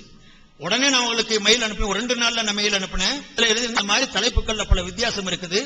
2 பேரும் வந்து அந்த இதை பார்த்துட்டு எடுத்துக்கிட்ட அந்த சீடிகளை பார்த்துட்டு தொகுத்து நான் அனுப்புறேன். அனுப்பிச்ச பிறகு நீங்க அதுல தவறு இருந்தா திருத்தி 2 பேரும் சேர்ந்து கையெழுத்து போட்டு நம்ம அதுக்கு பிறகு வெளியிடலாம்னு சொல்லியிருந்தேன். அவர் அதே மாதிரி எழுதலான்ட்டு உங்களுடைய இது வந்துருச்சுன்னு எழுதினார். நானும் எழுதிருந்தேன். 3 மாசம் 4 மாசத்துக்கு பிறகு அதுக்கு எதுக்கு வெளியிடணும்? நெருக்க வெகு தூரம் வெகு காலம் இருக்கு, சமயத்தில் வெளியிட்டதும் எழுதிட்டு ஏறத்தாழ 1.5 மாசத்துக்கு முன்னால அனுப்பி வச்சேன். அவர் அனுப்பியிருந்தாரு, ரிஜிஸ்டர் தபாலும் அனுப்பினாரு. அது அந்த இருக்குது, ரிஜிஸ்டர் தபாலும் அனுப்பிச்சு வச்சிருந்தாங்க. அல்ஹம்துலில்லாஹ் நான் அனுப்பிச்சு வச்சேன். ஆனா அந்த அவங்க சரிபடி குறையை பார்த்து என்கிட்ட திருப்பி அனுப்பவும் இல்ல, அத வெளியிடவும் இல்ல. வெளியிடவே பழைய செய்திகளா தானா வெளியிட்டு இருந்ததுதான் வெளியிட்டால நம்ம உடனடியாக எந்த இதை எழுது கருத்துக்களை எடுக்கிறது அல்லது தலைப்புகள் எடுக்கு அப்படிங்கிற பிரச்சனை வந்துட்டதுனால இன்ஷா அல்லாஹ் தஆலா அது கொண்ட 3 பேர் குழு உங்களுக்கு கலந்து உங்களை கைவசப்போம். அதுக்கு பிறகு உங்களுடைய வெளியிடட்டும். அவங்க ஒரு ஆலோசனை செஞ்சு எந்த ஊர்ல எந்த இடத்துல எந்த நாள்ல எந்த தலைப்புல பேசுறது நான் முடிவு செய்யும். சரியா? இல்ல அதுல ஒரு சின்ன திருத்தம் என்னன்னு கேட்டா, ஒரு எழுத ஒத்துக்கிறோம், அது காரணம் கிடையாது. அந்த அதுதான் அந்த நீங்க லிஸ்ட் அப்படியே ஏத்துக்கிறோம். நாங்க அனுப்புன 90 லிஸ்ட் வேணாம், அதுதான் காரணம்டா நீங்க சொல்லுங்க. வேறங்கள் பேசுறதுக்காக நீங்க நீங்க சொல்ற, நீங்க எப்ப அழைக்கிற நாங்க வர்றோம், அவ்வளவுதான். அப்படியே தலைப்ப அத காரணம் சொல்லக்கூடாது. நாங்க தான் ஏத்துக்கிறோம்ல. நீங்க சொன்ன அதே தலைப்பு நீங்க என்ன 90 பேசணுங்கிறீங்களோ அதை ஏத்துக்கிறோம். அல்லது வேற நிதானமா யோசிச்சு எங்க நடத்துறீங்க அதுக்கு அவகாசம் கேட்டீங்கன்னா அதை காரணமா சொல்லுங்க, நாங்க ஏத்துக்கிறோம். இல்ல உங்கத்தான் அடிக்கிறோம். ஒப்பந்தம் நடக்கணுங்க கூடியது 2 பேரும் சேர்ந்து சரி பார்த்து வெளியிட்டதுக்கு பிறகுதான் பேசணுங்கிறதா ஒப்பந்தம். அதுக்கு முன்னால வெளியிட்டதே தவறு. ஆனா வெளியிட்ட அதுக்கு பிறகு உங்களுக்கு நம்ம எதுவும் செஞ்ச மாதிரி செய்திருக்கிறீங்க மாத்த பிறகு வெளியிடலாம். நீங்க மாத்தி அனுப்பின பிறகு அதை நிறைய பார்த்து ஒண்ணு கூட அதுல 1.5 மாசமாக பதில அதுக்கு பிறகு கூட நீங்க லேட்டா வெளியிடவே இல்லாம இருந்ததுனாலதான் இந்த சூழ்நிலை ஏற்படுச்சு. ஆகையினால இன்ஷா அல்லாஹ் பிறகு அவங்க முடிவெடுத்து உங்களுக்கு செய்வோம், அறிவிப்போம். சுப்ஹானல்லாஹி வ பிஹம்திஹி சுப்ஹானக அல்லாஹும்ம வ பிஹம்திக அஷ்ஹது அன் லா இலாஹ இல்லல்லாஹ் அஸ்தக்ஃபிருக வ سبحان اللهم وبحمدك ونشهد لا اله الا انت ونستغفرك.